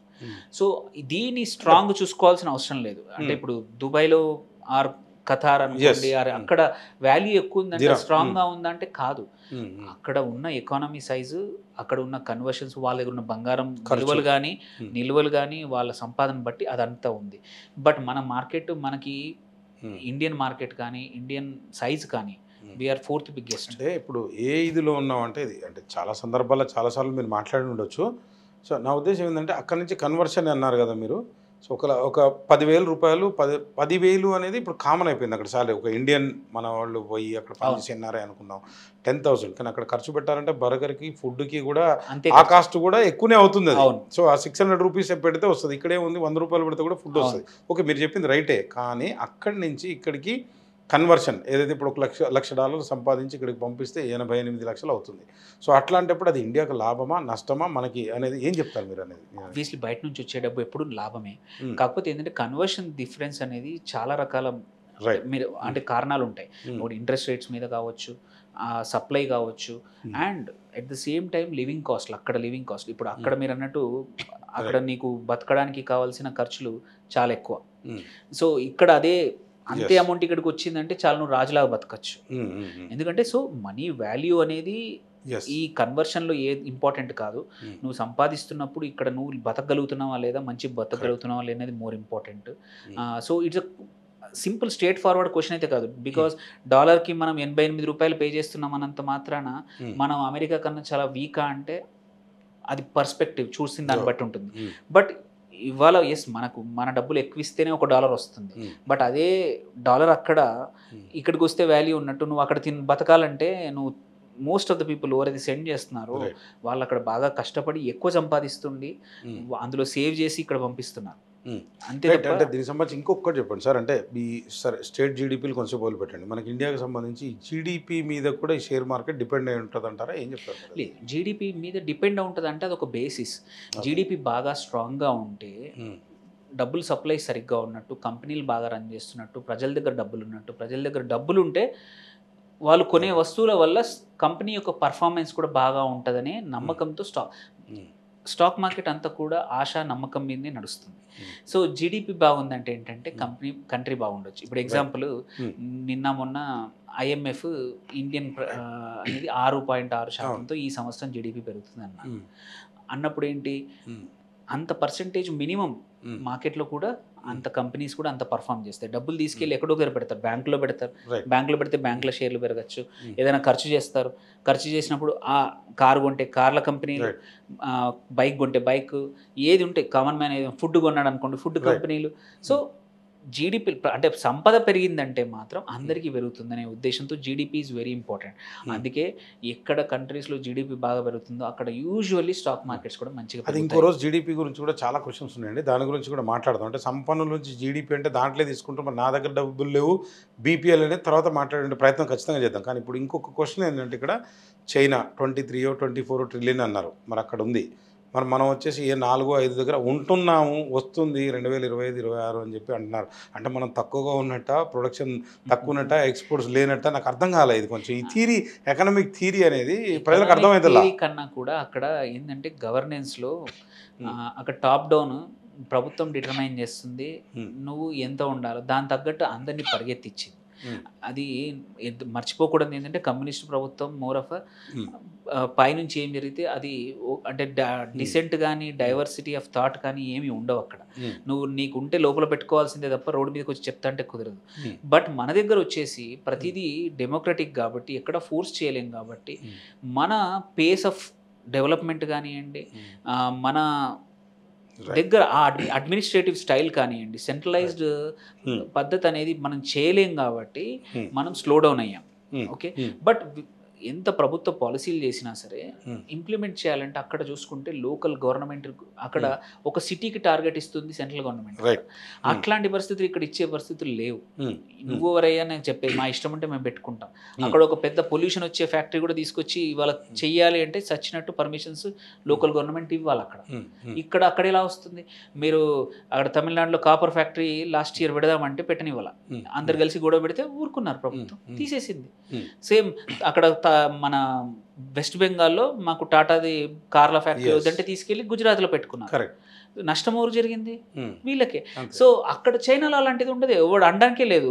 అక్కడ ఆ స్టేట్ యొక్క మన దగ్గర సీఎం లాగా వాళ్ళు పార్టీ కమ్యూనిస్ట్ పార్టీ చేసిన ఎవరైతే హెడ్ ఉంటారో ఆయన వాళ్ళు ఆ స్టేట్ అతను ఎవరికి చెప్పాడో అది ఫైనల్. అట్లాంటి గవర్నెన్స్ స్టైల్ లేకపోయేసరికి మనము ఆ వాళ్ళ పేస్ అందుకోలేకపోతున్నాం. వాళ్ళకు కూడా లిమిటేషన్స్ వచ్చి ఉండొచ్చు ఇప్పుడు. బట్ అనిల్ గారు ఏం చెప్తున్నారంటే ఈ డెమోక్రసీ సిస్టమ్ మంచిది అంటారా? ఆ సిస్టమ్ ప్రైవేటీకరణ, అది కంప్లీట్ ఇక్కడ ప్రైవేటైజేషన్ అక్కడ ప్రైవేటైజేషన్, దాంట్లో డౌట్ లేదు. కమ్యూనిజం కొంత లేదు. నాకున్న అవగాహన ప్రకారం చాలా మంది జేపీ గారితో కూడా మాట్లాడినప్పుడు అప్పుడు ఏదో రష్యాలో ఉన్నట్టు ఆ కమ్యూనిజం లేదు. బట్ ఆ స్టైల్ ఆఫ్ కమ్యూనిజం అంటే అక్కడ కమ్యూనిజం అంటే సిస్టమ్ మంచిది అంటారా? ఇక్కడ కూడా మంచిదైతే ఆబ్వియస్లీ మంచిది కాదు కాబట్టి మాట్లాడుకుంటున్నాం అంటే ఫ్రీడమ్ ఆఫ్ స్పీచ్ అంటారు కదా, అన్ని రకాలుగా మనం మాట్లాడగలుగుతున్నాము. మనం ఈవెన్ ఇవాళ ప్రధానమంత్రిని తిట్టిన వాళ్ళు కూడా రోజు రోడ్డు మీదకి వచ్చి ప్రాపర్గా ఉంటారు. ఆర్ నువ్వు చీఫ్ మినిస్టర్ తిట్టినా ఎవరు తిట్టినా ఇక్కడ ఏమన్నారు, అక్కడ అలాంటిది ఉండదు. నువ్వు అంతెందుకు మీరు చూస్తే లాస్ట్ ఇయర్ అనుకుంటా కమ్యూనిస్ట్ దాంట్లో సెకండ్ ఇంతకుముందు ప్రెసిడెంట్ హూ జింతాఓ అవుతున్నారు ఆ మీటింగ్ లోంచే పట్టుకెళ్ళిపోయారు. ఆ తర్వాత ఇక్కడ ఉన్నట్టు తెలియదు. అంతేందుకు one of the richest company Alibaba యొక్క ఫౌండర్ తీసుకెళ్లి 8 నెలలు 7 నెలల లోపల పెట్టేశారు. ఇక్కడ ఇండియాలో కూడా ఆన్లైన్ ఇది బాగా జరిగింది. అది ఆయన లాస్ట్ ఇయర్ ఒక మాట మాట్లాడాడు, మాట్లాడితే తెల్లారు వెళ్ళిపోయి తీసుకెళ్లిపోయారు. నియర్లీ 7-8 నెలలు లోపల పెట్టేశారు. ఆయనకు మొత్తం మళ్ళీ బ్రెయిన్ వాష్ చేసి బయటికి పంపించారు. సో అలాంటి పరిస్థితులు ఇండియాలో ఉండవు, రావద్దు కూడా. యాక్చువల్లీ ఏంటంటే మనది సస్టైనబుల్ గ్రోత్. అందుకే చూసుకుంటే అక్కడ మీరు ఇప్పుడు వాళ్ళ జీడిపి తగ్గిపోయింది. ఒకప్పుడు 10-12%. ఎందుకంటే మొత్తం సెంట్రలైజ్డ్గా ప్లానింగ్ జరిగేది. ఎంత కావాలి ఏం కావాలనేది ముందే డిటర్మైన్ చేసేవాళ్ళు. దానికోసం ఏం చేయాలి, ఇన్ని కట్టండి, బిల్డింగ్లు కట్టండి. అక్కడ ఎన్ని సిటీలు అట్లా జస్ట్ గోస్ట్ సిటీలుగా ఉండిపోయినాయి. సాచురేషన్ పాయింట్ కూడా వచ్చింది రియల్ ఎస్టేట్ అంతా కూడా. గ్రోత్ కోసము బలవంతంగా సెంట్రలైజ్డ్ గవర్నమెంట్ స్పెండింగ్ జరిగింది అప్పుడు. ఇప్పుడు ఆ అప్పు కట్టాలి. అందుకే మీరు చూసుకుంటే గ్రోత్ రేట్ అంతగా లేదు. ఇప్పుడు చైనా జీడిపి టాప్ 10లో లేదు. మనం 6.5-6 దగ్గర ఉన్నాం, చైనా 2.5-3 దగ్గరే ఉంది. ఎందుకంటే అట్లాంటి బలవంతమైన గ్రోత్ అనేది లాంగ్ టర్మ్లో సస్టైనబుల్ కాదు. ఎందుకంటే ఫోర్స్ చేసి కొన్ని రోజులు చేస్తాం, బట్ ఇబ్బందులు వస్తాయి. సో అలాంటి పరిస్థితి ఇండియాలో రాదు. అండ్ ఇంకొకటి ఏంటంటే అక్కడ ఆ కల్చర్ వల్ల కావచ్చు అండ్ న్యాచురల్గా అక్కడ ఉన్న దీని వల్ల కూడా అక్కడ ఎక్స్పోర్ట్స్ డ్రివెన్ ఎకానమీ అయిపోయింది. ఇప్పుడు వాళ్ళు ఎక్స్పోర్ట్స్ నుంచి లోకల్ డొమెస్టిక్ కన్జంప్షన్, అంటే ప్రజలు కూడా ఖర్చు పెట్టి కొనండి అని మనలాగా మన స్టైల్ ఆఫ్ ఎకానమీని వాళ్ళు కాపీ చేస్తున్నారు. ఇప్పుడు మనం అనుకుంటే అక్కడ కూడా చేయండి, మీరు ఖర్చు పెట్టకండి, కొంచెం రేపటి గురించి ఆలోచించండి, ఖర్చు పెట్టండి అని. సో అది మంచిదని కాదు. వాళ్ళ దగ్గర నుంచి ఒకటి ఏంటంటే మాత్రం సెంట్రలైజ్డ్ ప్లానింగ్ నేర్చుకోవాలి మనం కొన్ని విషయాల్లో. క్లస్టర్స్ వాళ్ళు ఎట్లా మ్యానుఫ్యాక్చరింగ్ క్లస్టర్స్ వాళ్ళు ఎస్పెషల్లీ 90లో ఎప్పుడైతే వాళ్ళ మార్కెట్స్ ఓపెన్ అయ్యి వాళ్ళు ఎప్పుడు క్యాపిటలిజం వైపు కొంచెం అంటే ప్రైవేట్ కంపెనీ అలో చేశారో కొన్ని ప్రిన్సిపల్స్ మనం నేర్చుకోవాల్సిందే. ఎందుకంటే మనం కూడా సస్టైన్ అవ్వాలి, మనం కూడా మ్యానుఫ్యాక్చరింగ్. అప్పుడు కోవిడ్ టైంలో లాగా అందరూ చైనా సప్లై చేయకపోతే ఇబ్బందులు ఎట్లా గురయ్యామో అలాంటి పరిస్థితులు రావద్దంటే మాత్రం కొంచెం సెంట్రలైజ్డ్ అంటే ఫోకస్డ్ గ్రోత్ అయితే కావాలి. బట్ చైనా లాగా మాత్రం అడ్మినిస్ట్రేషన్ కానీ మనం కాపీ చేయలేము as it is. Right sir. అంటే ఒక్కసారి మనం అంటే ఈ క్రిప్టో కరెన్సీ బిట్ కాయిన్ దీని గురించి మాట్లాడడంలో ఒక్కసారి స్టాక్స్ కొంత మిస్ అయింది ఇంతకుముందు. సో ఈ స్టాక్స్కి సంబంధించి అంటే ఫ్యూచర్స్ కావచ్చు, ఆప్షన్స్ కావచ్చు, డే ట్రేడింగ్ కావచ్చు, లేకపోతే బీటీఎస్టో మీరు ఏమంటారో అది నిఫ్టీయో లేకపోతే ఏదైనా కానివ్వండి. సో దీనికి సంబంధించి అంటే మనం ఫ్యూచర్స్లో పెడితే మంచిదా, లేకపోతే ఆప్షన్స్లో పెడితే మంచిదా, లేకపోతే దీంట్లో కొంత మ్యూచువల్ ఫండ్స్ కూడా యాడ్ చేయాల్సినటువంటి అవసరం ఉంది.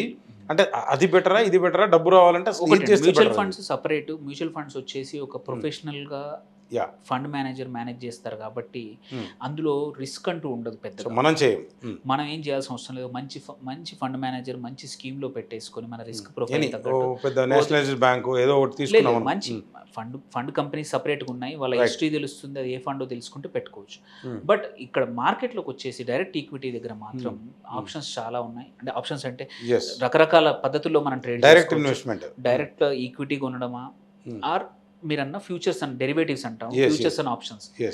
ఏమైందంటే futures and options more of a gambling కాదు కానీ ఒక లాటరీ టైప్. డబ్బులు పోతా ఉంటాయి అంటారు సార్, రోజు పెడతారు, లేకపోతే ఈక్విటీలో డైరెక్ట్ షేర్లు కొన్నప్పుడు ఏంటంటే నీకు కొనేదానికి అగేనెస్ట్గా ఏదో కంపెనీ యొక్క ఇన్ని షేర్లు అనేది నీకు వస్తూ ఉన్నాయి నీ దగ్గర.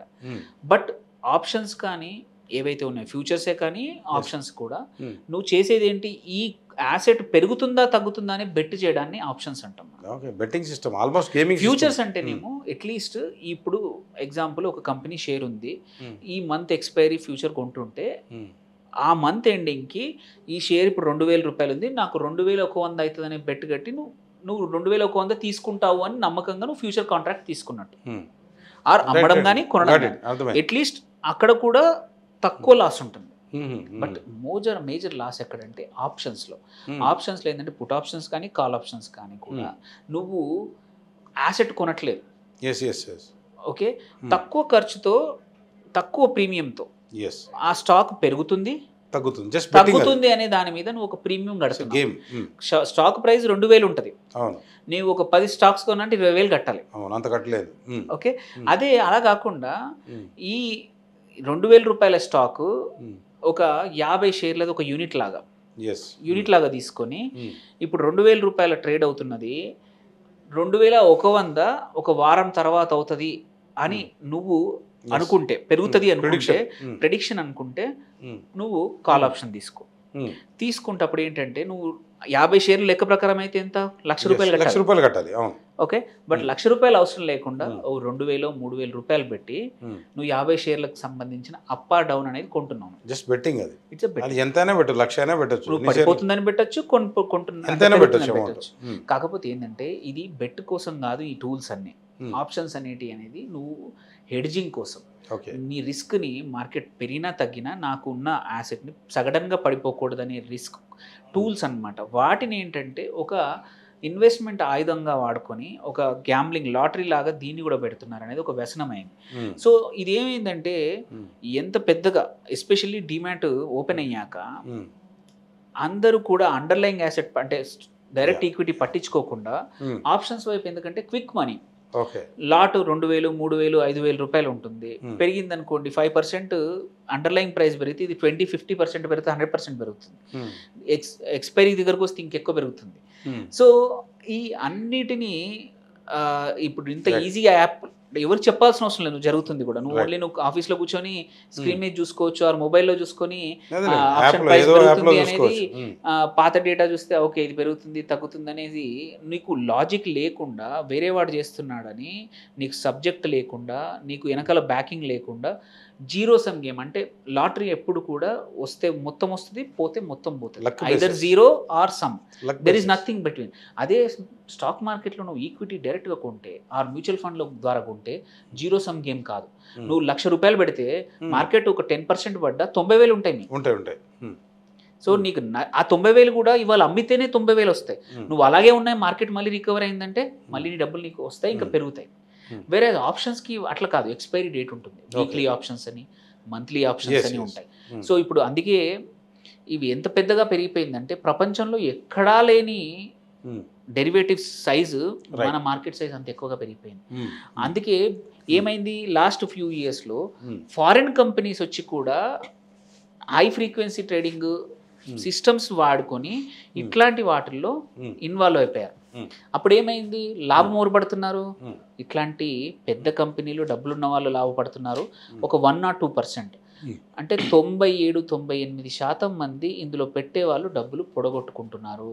ఇట్స్ లైక్ ఇంటికి వచ్చే ముందు శాలరీ రాగానే 50,000 సంపాదిస్తుంటే ఒక 2,000 పోతే పోను, ఒక ఆప్షన్ ఒక 2 కొంటాను, తగిలితే వస్తుంది, పోతే పోతుంది, తర్వాత అడిక్షన్ అవుతుంది.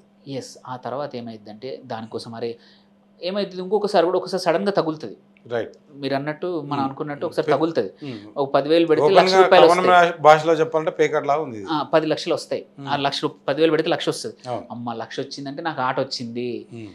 అయితే ఇప్పుడు ఈ 1,00,000 పోతుంది. అరే ఏముంది ఇంకొకసారి తగిలితే నేను పెట్టిన పైసలన్నీ 2 వస్తాయి. లక్షలు సో కూడా మళ్ళీ అప్పులు తెచ్చి చేస్తారు. ఉమ్. లేకపోతే ఉన్న పైసలన్నీ తీసుకొచ్చి పెడతారు. ఆరు బంగారం మీద లోన్ తీసుకొచ్చి పెడతారు. లేకపోతే ఫ్రెండ్ అప్పు తెచ్చి Right. తీసుకుంటారు. సో ఇది అన్ఎండింగ్ సైకిల్ అనమాట. 1-2 సార్లు లాభాలు రావచ్చు, కానీ దానికి కూడా సిస్టమ్ లేకపోతే నువ్వు దానిలో కూడా ఏమవుతుందంటే నీ వర్క్ మీద ఫోకస్ పోతుంది, నీ జాబ్ మీద ఫోకస్ పోతుంది. 4 రోజుల్లో నువ్వు మొత్తం లాసుల్లో వెళ్ళి లక్షలు అంటే అనిల్ గారు అంటే స్ట్రైట్గా చెప్పండి, అంటే ఒక కామన్ మ్యాన్కి ఇది డబ్బున్నోడు ఇందాక మాట్లాడుకున్నాం, డబ్బున్నోడు పోయినా ఒకటే ఉన్నా ఒకటే అది secondary. So common man percentage of ratio is the 80% అనుకుందాం ప్రస్తుతానికి. అందరికి కూడా బీపీఎల్ అయితే అసలు ఇది తెలియదు కూడా వాళ్ళకి. సో నేనేమనుకుంటున్నా అంటే ఆప్షన్స్ అనేది పెట్టాలంటారా వద్దంటారా? స్ట్రైట్కి ఏం చెప్తున్నారు మీరు? అంటే ఒక జాబ్ హోల్డర్ 1,00,000 2 లక్షలు సంపాదించే జాబ్ హోల్డర్ ఇప్పుడు ఏం చెప్తారు మీరు? 100లో 99 మందికి ఆప్షన్స్ అవసరం లేదు. ఓకే. ఆ వీక్లీ ఆప్షన్స్ని తీసేద్దామని ఆల్రెడీ పేపర్ నడుస్తూ ఉంది. ఓకే. ఎప్పుడైనా తీసేయచ్చు. సో అండ్ ఆల్సో ఆప్షన్స్కి హర్డిల్ పెంచడానికి, సైజ్ పెంచడానికి, ఆప్షన్ సైజ్ ఇప్పుడు 50 బదులు 1,500 షేర్లు పెంచి వాల్యూమ్ పెంచుతాయి. అప్పుడు ఏమవుద్ది అంటే కొంచెం తక్కువ మంది ఎంటర్ అవుతారు అని చాలా రకాల ప్రపోజల్స్ ఉన్నాయి. బట్ ఇన్ ద ఎండ్ అంటే ఫ్యూచర్స్ కొంతవరకు చేయొచ్చు అంటారా? ఫ్యూచర్స్ అంత పెద్దగా ఇబ్బంది ఉండదు. ఎందుకంటే నువ్వు అదే సేమ్ ఒక ఫ్యూచర్ కాంట్రాక్ట్ కొనాలంటే పెద్ద అమౌంట్ కావాలి. ఎక్కడైతే పెద్ద అమౌంట్ ఇన్వాల్వ్ అవుతుందో అక్కడ జనరల్గా మన పర్సెప్షన్, రిస్క్ పర్సెప్షన్ అన్ని బుర్ర ఉపయోగిస్తాం. ఎక్కడైతే తక్కువ అమౌంట్ పోతే పోని వస్తే వస్తుందనే పద్ధతి ఉన్న దగ్గరే గ్యాంబ్లింగ్ మొదలవుతుంది.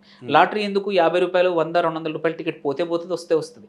కానీ ఏమైతుంది, ఈవెన్చువల్లీ అది వ్యసనంగా మారిపోయి పొడగొట్టు. Same with options also. Prices తక్కువ ఉన్నాయి. కొన్ని యూనిట్స్ ఇండెక్స్ ఆప్షన్స్ అయితే ₹200, ₹300 ఒక లాట్ వచ్చేస్తుంది. అలాంటప్పుడు ₹50 lot, depends on the size. So అంత తక్కువ పోతే అదే కదా, పోతే ₹1000 పోతాయి కదా అనే ఉద్దేశంతో చాలా మంది పొడగొట్టుకుంటూ ఉంటారు. బట్ అది అలవాటు అయిపోయి మొత్తం పొడగొట్టుకోవడం మొదలు పెడతారు. అది చిన్నగా మొదలవుతుంది. అదే స్టాక్ మార్కెట్లో ఇన్వెస్ట్ చేసిన వాళ్ళు మాత్రం అప్పటిదాకా స్టాక్స్ ఆప్షన్స్ చేయాలా వద్దా అంటే ఆప్షన్స్ ఎక్కువ చేయకపోవడం మంచిది, కామన్ మ్యాన్కి అయితే బెటర్ అని చెప్పారు. సరే బాగుంది. కానీ ఇక్కడ ఒక చిన్న గేమ్ ఏంటంటే చాలాసార్లు అంటే స్టాక్స్ కొన్నప్పుడు సరే అది డే ట్రేడింగ్ అనుకోండి, బీటీఎస్టీ అనుకోండి, వాట్ ఎవర్ లాంగ్ టర్మ్ ఏదైనా అనుకోండి, ఇన్ఫోసిస్, హెచ్సిఎల్లో, XYZ కంపెనీ అనుకుందాం, అది ఏ గ్రేడో బి గ్రేడో సెకండరీ. సో ఆ స్టాక్ కొన్నప్పుడు ఏమైందంటే ఫస్ట్ సపోజ్ అది ఒక ₹100 ఉంది, రేపు పొద్దున అది 200 పెరుగుతుంది. 200 పెరిగిన తర్వాత వీళ్ళందరూ అమ్ముకుంటుంటే ఇంకోటి అది 200 కొంటాడు. ఓకే. సో అంటే ఇక్కడ వీడికి లాభం వచ్చిన తర్వాత మళ్ళీ షేర్ డౌన్ అవుతుంది, ఆటోమేటిక్గా అదేంటి 150కి వస్తుంది. అంటే ఇది ఈ ట్రేడింగ్ జరిగేటువంటి వ్యవహారంలో ఏదైతే ఉందో అప్పుడు అంటే ఇక్కడ ఎవరికి లాస్ అయింది, కంపెనీకి లాస్ అయిద్దా, ఇల్లు లాస్ అయిద్దా, ఎక్కడ ఏం జరుగుతుంది అంటారు? ఇది అంటే ఇది కొంచెం ఎప్పటికీ కన్ఫ్యూజన్గా ఉంటుంది. లేదు. ఫస్ట్ థింగ్ ఏంటంటే 2 మార్కెట్స్ ఉంటాయి షేర్ మార్కెట్లో, 2 ప్లేస్లు అనుకోండి. ప్రైమరీ మార్కెట్ అంటే ఐపీఓ ద్వారా డబ్బులు ఏం రేజ్ చేసినా అది కంపెనీకి వెళ్తాయి, ఆ కంపెనీలో ఈక్విటీ షేర్ హోల్డర్లకు వెళ్తాయి. అదే ఒక్కసారి మార్కెట్లో లిస్ట్ అయ్యాక నువ్వు స్టాక్ కొనడం అమ్మడం, షేర్ కొనడం అమ్మడం చేస్తే అది ఓన్లీ కొన్నవాళ్ళు అమ్మిన వాళ్ళే లాభాలు నష్టాలు. సో మీరు అన్నట్టు ₹100కి నా దగ్గర ఉండింది, ఇప్పుడు అది చాలామంది డిమాండ్ పెరిగే వరకు ₹200 అయింది. ₹200కి నేను అమ్మేశాను, నాకు ₹100 లాభం వచ్చింది.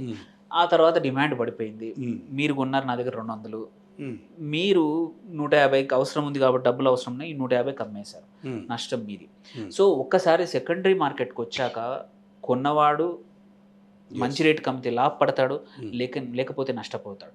సో షేర్ మార్కెట్ అనేది అంత లాభాలు నష్టాలు అనేది డిపెండ్స్ ఆన్ మార్కెట్లో ఎంతమంది బయ్యర్స్ ఉన్నారు, సెల్లర్స్ ఉన్నారు. ఒకరి డబ్బులు ఒకరికే వస్తున్నాయి కానీ కొత్తగా మార్కెట్లో డబ్బులు క్రియేట్ అయితే కావు. ఏంటంటే కొత్తగా డబ్బులు క్రియేట్ కావు. ఒక కంపెనీ యొక్క వాల్యుయేషన్ పెరుగుతుంది, వాల్యుయేషన్ నమ్ముకొని నేను ₹100కి కొన్నది ఒక 6 నెలల క్రితము, వాల్యుయేషన్ పెరిగింది కాబట్టి అది ₹150 కింద నువ్వు వచ్చి కొంటున్నావు. కొంటున్నప్పుడు నువ్వు ₹150 నాకు ఇస్తున్నావు, బట్ యాక్చువల్లీ ఈ ₹50 నాకే వస్తున్నాయి కానీ కంపెనీకి వెళ్ళట్లా, రావట్లేదు. కాకపోతే ఏంటంటే కంపెనీకి ఆ కంపెనీ అంటే కంపెనీ ప్రమోటర్స్కి ప్రతి ఒక్క ప్రమోటర్ కూడా ఇంత పర్సెంటేజ్ తన దగ్గర పెట్టుకుంటాడు. ఓకే, ప్రమోటర్ అంటే జనరల్గా 15% స్టేక్, అలా ఏం లేదు, స్టేక్ ఎంత ఉండొచ్చు. ప్రమోటర్ 15%, 25% అని అబో ఉంటే చాలు. ఆర్ కంపెనీ మొదలు పెట్టిన వాడు అనుకోండి, ఆ కంపెనీలో వాటాదారులు ఎవరైనా సరే మనలాగా పెద్ద వాటాదారులు, సపోజ్ ఎవరైనా రాకేష్ జింజన్ లాంటి వాళ్ళు 10-15% కూడా కొనుక్కొని పెట్టుకుంటారు ఫస్ట్ ఐపీఓలో. కొన్న షేర్ల వాల్యూ మార్కెట్లో ఎప్పుడైతే లాస్ట్ అమ్ముడు పోయిన వాల్యూవే మల్టిప్లైడ్ బై వాళ్ళ షేర్లు, వాళ్ళ వెల్త్ పెరుగుతుంది అనమాట. మీరు చూసుకుంటే సో ఇండైరెక్ట్లీ వాళ్ళ వెల్త్, ఇప్పుడు ముఖేష్ అంబానీ దగ్గర ఇన్ని లక్షల కోట్లు ఉన్నాయా అంటే లేవు. లేవు అది మార్కెట్లో ఉన్నాయి. మార్కెట్లో కూడా లేవు. తన షేర్ల వాల్యూ ఉందంత. అదే సార్ నేను ఎందుకంటే అదే market nothing but share market. So షేర్ల వాల్యూ పెరుగుతుంది అంతే తప్ప ఆయన మళ్ళీ మార్కెట్లో ఆ ప్రైస్ ఆ రోజు అమ్మితే వచ్చే డబ్బులే అంతే, రియల్ మనీ అంతే రియల్ మనీ. సో ఇక్కడంతా కూడా ఒకరు ఎక్స్చేంజ్ చేసుకోవడం. అందుకే ఒక కంపెనీ యొక్క పర్ఫార్మెన్స్ డిస్కస్ ఎందుకు చేస్తాం మనము, ఈ కంపెనీ యొక్క రిజల్ట్ బాగుంటే ఎస్ ఇంతకుముందు 1000 కోట్ల లాభం వచ్చింది లాస్ట్ 6 నెలల్లో, 3 నెలల్లో. ఈ 3 నెలల్లో 1200 కోట్ల లాభం అంటే కంపెనీ లాభం పెంచింది. అండ్ టాప్ అంటే రెవెన్యూ సేల్స్ కూడా పెరిగింది. ఇంతకుముందు 3000 కోట్ల సేల్స్ 4000 కోట్లు అంటే 33% పెరిగింది. అంటే ఇంతకుముందు షేర్ 100 రూపాయలు ఉంటే 33% పెంచచ్చు, అంటే వాల్యూ పెరగచ్చు అనే ఉద్దేశంతో షేర్ ప్రైస్ పెరుగుతుంది. ఒక్కసారి సార్ కొంచెం డీటెయిల్కి వెళ్తాం ఇందులో, ఇది చాలా అవసరం కూడా. సపోజ్ ఇప్పుడు ఒక 100 రూపీస్తో కంపెనీ ఫ్లోట్ అయిపోయింది సార్, అందులో ఐపీఓతో కొన్నారా, డైరెక్ట్ ప్రైవేట్ లిమిటెడ్ లాగా ఏదో వాళ్ళు బయట వాళ్ళు డైరెక్ట్ వచ్చి ఇన్వెస్ట్మెంట్ చేసుకున్నారా, సెకండరీ, అది ఇంకో థీరీ. అయిపోయింది 100 రూపాయలకు ఒక కంపెనీ ఫ్లోట్ అయింది, మార్కెట్కి వెళ్ళారు, అయిపోయింది. దాని తర్వాత ఏమైందంటే ఆ షేర్ అప్పుడు ఒక్కొక్క రూపాయి ఉంది అనుకుందాం. సపోజ్ మార్కెట్కి వెళ్ళంగానే సరే దాని పేరుతోనో లేకపోతే ఆ కంపెనీ హెడ్తోనో లేకపోతే అందులో ప్రొడక్షన్తోనో ఒక మంచి పేరుతోనో 2 రూపాయలు అయింది ఆ షేర్. సో మార్కెట్లో ట్రేడ్ జరిగేటప్పుడు ఈ 2 రూపీస్కి కంపెనీకి సంబంధం ఉంటుంది. అంటే వాల్యూ 100 రూపాయలే, ఒక్కొక్క రూపాయి ఉంది. ఈ రూపాయల నుంచి మనకి డబ్బు పోతుందా పోదా? పోదు అసలు కంపెనీకి మరి పోనప్పుడు అంటే ఇక్కడ గేమ్ ఆడుకోవడం అనేది ఇక్కడే కంపెనీ వాల్యూ పెరిగిపోతుంది. కాబట్టి కంపెనీ అడిషనల్గా డబ్బులు రేస్ చేసేటప్పుడు కొత్త వాల్యూ చూపించి అడిషనల్గా డబ్బులు రేస్ చేయొచ్చు. అదొక మెథడ్. ఇప్పుడు ఎగ్జాంపుల్ మీరు, సో ఇక్కడ పెరిగేటువంటి వాల్యూకి కంపెనీకి సంబంధం లేదు. కంపెనీకి ఎటువంటి లాభం, ఒకసారి మార్కెట్లో లిస్ట్ అయ్యాక ఆ షేర్ ప్రైస్ ఎంత పెరిగినా సరే డైరెక్ట్గా మాత్రం ఆ కంపెనీకి ఎటువంటి లాభాలు ఉండవు. ఓన్లీ ఫిజికల్ గా ఎవరైతే చేస్తారో వాళ్ళకే పోతాయి. కాకపోతే ఎగ్జిస్టింగ్ ఆ కంపెనీలోని వాటాదారులు ఆల్రెడీ ఇంత పర్సెంటేజ్ ఉంటుంది కాబట్టి దాని కంపెనీ వాల్యూ పెరగడం వల్ల రేపు ఆ కంపెనీ మార్కెట్లోకి వెళ్ళి, ఇప్పుడు ఎగ్జాంపుల్ ఇంకొక 1000 కోట్లు అవసరం ఉన్నాయి, ఇంకొక కొత్త ప్లాంట్ పెట్టాలనుకోండి, అప్పు ఈజీగా పడుతుంది. ఇంతకుముందు కంపెనీ మార్కెట్లో ఒక 5 ఏళ్ల క్రితం వచ్చినప్పుడు లెట్సే 5000 కోట్ల వాల్యుయేషన్తో వచ్చింది. ఈ 5 సంవత్సరాలు చాలా బాగా పనిచేయడం వల్ల 5000 కోట్ల కంపెనీ 50,000 కోట్ల కంపెనీ అయింది అనుకుందాం. సో ఇవాళ బ్యాంక్ దగ్గరికి వెళ్ళి వాళ్ళు అప్పు రేజ్ చేయాలన్నప్పుడు చూడండి మాది 50,000 కోట్ల కంపెనీ, మీరు మాకు 5,000 కోట్లు ఉన్నప్పుడు నాకు 500 కోట్లు అప్పు ఇచ్చారు, నాకు ఇప్పుడు 5,000 కోట్ల అప్పు కావాలి, ఎందుకంటే నా value so company market value పెరిగితే కంపెనీకి ఏంటంటే మార్కెట్లో పరపతి పెరిగి బ్యాంకుల దగ్గర కానీ ఎక్కడన్నా కావాలన్నా డబ్బులు రేస్ చేయాలన్నా కానీ బ్యాంకులే కాదు ఈవెన్ ఇన్వెస్టర్లు కూడా వచ్చి మేము మీ కంపెనీలో పెడతాము, నాకు ఈ రేటుకి ఇవ్వండి అని. సో కంపెనీ బాగా నడిస్తే వాల్యూ పెరిగితే దానికి కావాల్సిన ఎక్స్పాన్షన్కి కావాల్సిన డబ్బులు ఈజీగా పడతాయి క్యాపిటల్ మార్కెట్లో. అంతే తప్ప ఓన్లీ ఎవరైతే ట్రేడర్స్ సెకండరీ మార్కెట్ అంటామో, ఎవరైతే షేర్లు కొనడం అమ్మడం చేతులు మారుతూ ఉంటాయో, it is only for the sake of మన ఆ కంపెనీ మీద ఆశ, ఆ కంపెనీ పెరుగుతుందనే ఉద్దేశం తప్పించి అదర్వైజ్ డైరెక్ట్గా కంపెనీకి ఎటువంటి లాభాలు ఉండవు.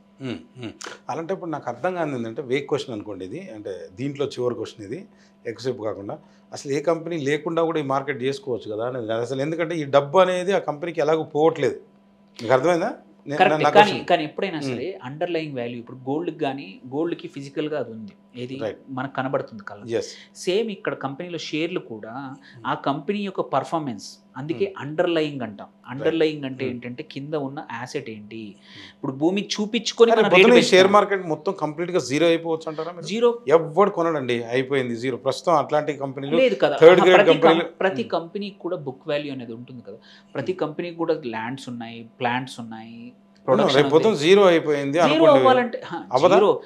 జీరో అవ్వాలంటే ఏంటంటే మొత్తం ప్రపంచం ఎండ్ అయ్యే సిచ్యువేషన్ అప్పుడే జీరో. షేర్ మార్కెట్ వాల్యూ 100 రూపాయల నుంచి రూపాయి పడిపోయింది అనుకుందాం. సపోజ్ రూపాయి పడిపోయింది అని ఎప్పుడు పడిపోయింది? ఆ కంపెనీ గోయింగ్ కన్సర్న్ అంటే రన్ అవ్వట్లేదు, ఆ కంపెనీ యొక్క అసెట్స్ కి జీరో. షేర్ మార్కెట్ గురించి మాట్లాడుతున్నాం. షేర్ మార్కెట్ కి ఏమి ఉండదు, ఇబ్బంది ఉండదు. ఎందుకంటే షేర్ మార్కెట్ ఎప్పటివరకు అయితే కంపెనీస్ రన్ అవుతున్నాయి అప్పటివరకు లిస్ట్ అయిన షేర్లు ఉన్నాయి, రన్ అవుతూనే ఉంటాయి. ఇప్పుడు సపోజ్ 100 రూపాయలు ఆ కంపెనీ ఉందన్నారు, ఆ 100 షేర్లు ఏదో వాడు రిలీజ్ చేసిండు, అయిపోయింది, అందరు గేమ్ ఆడుకుంటున్నారు. ఇది జీరో అవ్వదా అనేది నా క్వశ్చన్. జీరో అవ్వదు, ఎందుకంటే అదే సెకండరీ మార్కెట్ కదా. ఇప్పుడు ఒకరికి రేట్ ఎక్కువ ఉన్నది అనిపించింది, ఇంకొకరికి తక్కువ ఉన్నది అనిపించవచ్చు. ఒకరికి తక్కువ ఉన్నది అనిపించింది, ఇంకొకరికి ఎక్కువ ఉంది అనిపించవచ్చు. ఇప్పుడు ఇదంతా పర్సెప్షన్ గేమ్. మీరు 100 రూపాయలు పెట్టి కొంటున్నారు, అదే మీరు రేపు అమ్మేస్తున్నారు 80 రూపాయలకి, ఎందుకంటే అరే మార్కెట్లో డిమాండ్ లేదని. సో ఇట్స్ ఆల్ అబౌట్ మీరు ఆ రేటుకి పడిపోయిందంటే ఆ టైంకి కొనే వాళ్ళు ఆటోమేటిక్ వచ్చేస్తారు. సెకండరీ దగ్గర ఎటువంటి రిస్ట్రిక్షన్స్ ఉండవు కొనడానికి అమ్మడానికి. కానీ అందులో ఉన్నటువంటి ఫస్ట్ ఎవరైతే ఇన్వెస్టర్ ఉన్నారో అది రాకేష్ కావచ్చు, ఇప్పుడు ఎగ్జాంపుల్ రైట్, ఆ షేర్లు వాళ్ళు కొనేది ఇది మార్కెట్ గేమ్. కానీ ఈ 100లో మాత్రం ఇది పెరిగితే ఇది ఫిజికల్గా ఎంత ఉందో ప్రాఫిట్స్ అంతే షేర్ అవుతాయి. కానీ ఇక్కడ వీళ్ళు రియల్ టైమ్ ఇన్వెస్టర్స్ కాదు ఈ షేర్ మార్కెట్లో. అది నా క్వశ్చన్ యాక్చువల్గా. అదే అండి. సో ఎప్పుడైనా సరే ఇన్ని షేర్లు నాకు ఉన్నాయి, ప్రైస్ పడిపోయినా సరే ఆ కంపెనీ యొక్క వాల్యుయేషన్ ఉందనుకోండి, అండర్లైన్ నీకు అంతే ఉంది. సో అందుకే ఇంపార్టెంట్ ఏంటంటే బుక్ వాల్యూ అనేది ఒక నంబర్ ఉంటుంది. అందుకే షేర్ మార్కెట్ ఏది కూడా సింపుల్గా అంటే అంత సింపుల్గా ఉండదు. రైట్, మీకు చీప్ అనిపించింది ఇంకొకరికి ఎక్స్పెన్సివ్ అనిపించదు. సో మనకు అమ్మేద్దామని చూస్తే ఇంకొకరు వచ్చి కొనేస్తారు. ఎవరు కొనకపోతే ఆ కంపెనీ కొనొచ్చు, వాళ్ళ దగ్గర డబ్బులు ఉంటాయి, కొనేస్తే ఎగ్జిస్టింగ్ షేర్ హోల్డర్ వాల్యూ పెరుగుతుంది కదా. Right sir. అంటే అది అనిల్ గారు చెప్పింది అయితే అది షేర్ మార్కెట్ అనేది ఎట్లా జరుగుతుందో అంటే పూర్తిగా ఆయన చాలా డీటెయిలింగ్ అయితే చెప్పడం జరిగింది.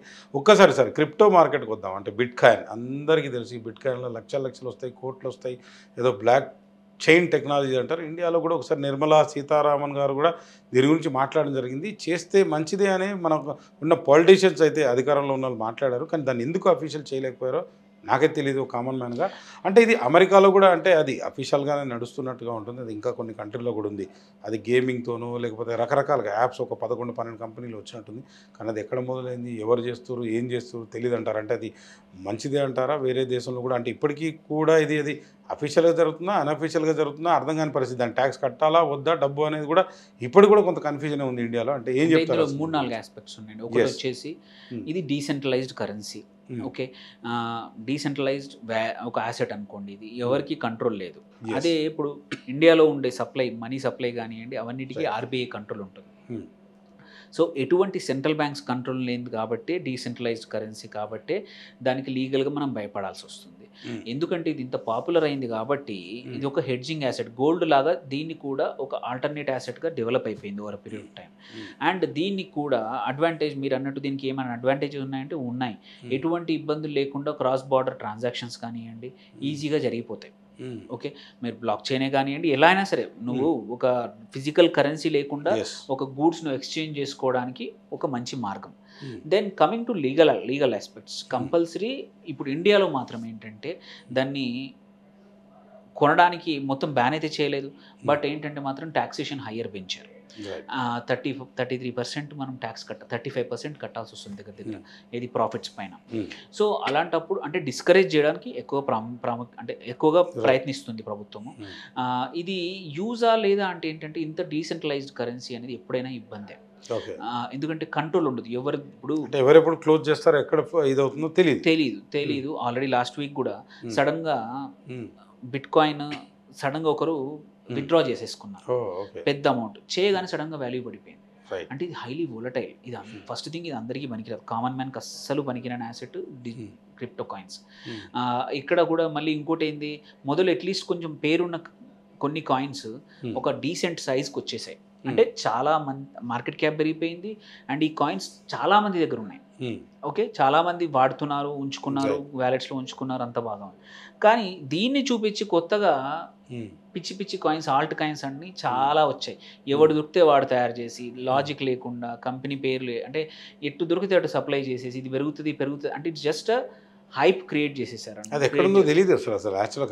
అట్లా కోట్ల మంది మన 2 తెలుగు రాష్ట్రాల్లో కూడా చిన్న పల్లెల్లో కూడా ఘోరంగా డబ్బులు పొడగొట్టుకున్నారు. ఇంత జరుగుతున్నా కానీ గవర్నమెంట్ అంటే మీరు చెప్పండి, ఒక సర్టిఫైడ్ అదే బాధ. అదే సో గవర్నమెంట్ ఎటువంటి నాకు అర్థం కానిదంటే ఇది మన గవర్నమెంట్కి ఇంతమంది ఎకనమిస్టులు ఆర్థికవేత్తలు వాళ్ళకి అర్థం కాని పరిస్థితి ఇది అనేది నాకు అదే అర్థం కావట్లేదు. ఇదంతా ఇల్లీగల్గా జరుగుతూ ఉంది. ఎటువంటి ఇప్పుడు ఒక బ్యాంక్ పెట్టాలన్నా ఏది పెట్టాలన్నా కానీ గోల్డ్ది కానీ ఏది పెట్టాలో ఫ్యాక్టరీ పెట్టాలంటే పర్మిషన్ తీసుకుంటాం. yes. ఇది అట్లాంటి ఏవి లేకుండా ఆన్లైన్ జస్ట్ ఒక వెబ్సైట్ మరి అది ఎందుకని బ్యాన్ చేయట్లేదు అంటారు గవర్నమెంట్ అనేది నాకు అర్థం కావట్లేదు అసలు. ఏమైందంటే బ్యాన్ చేద్దామన్నా కానీ బ్యాన్ చేయకుండా, ఎందుకంటే అది ఒక ఆర్థిక వ్యవస్థలో ఆల్టర్నేట్ అయిపోయింది.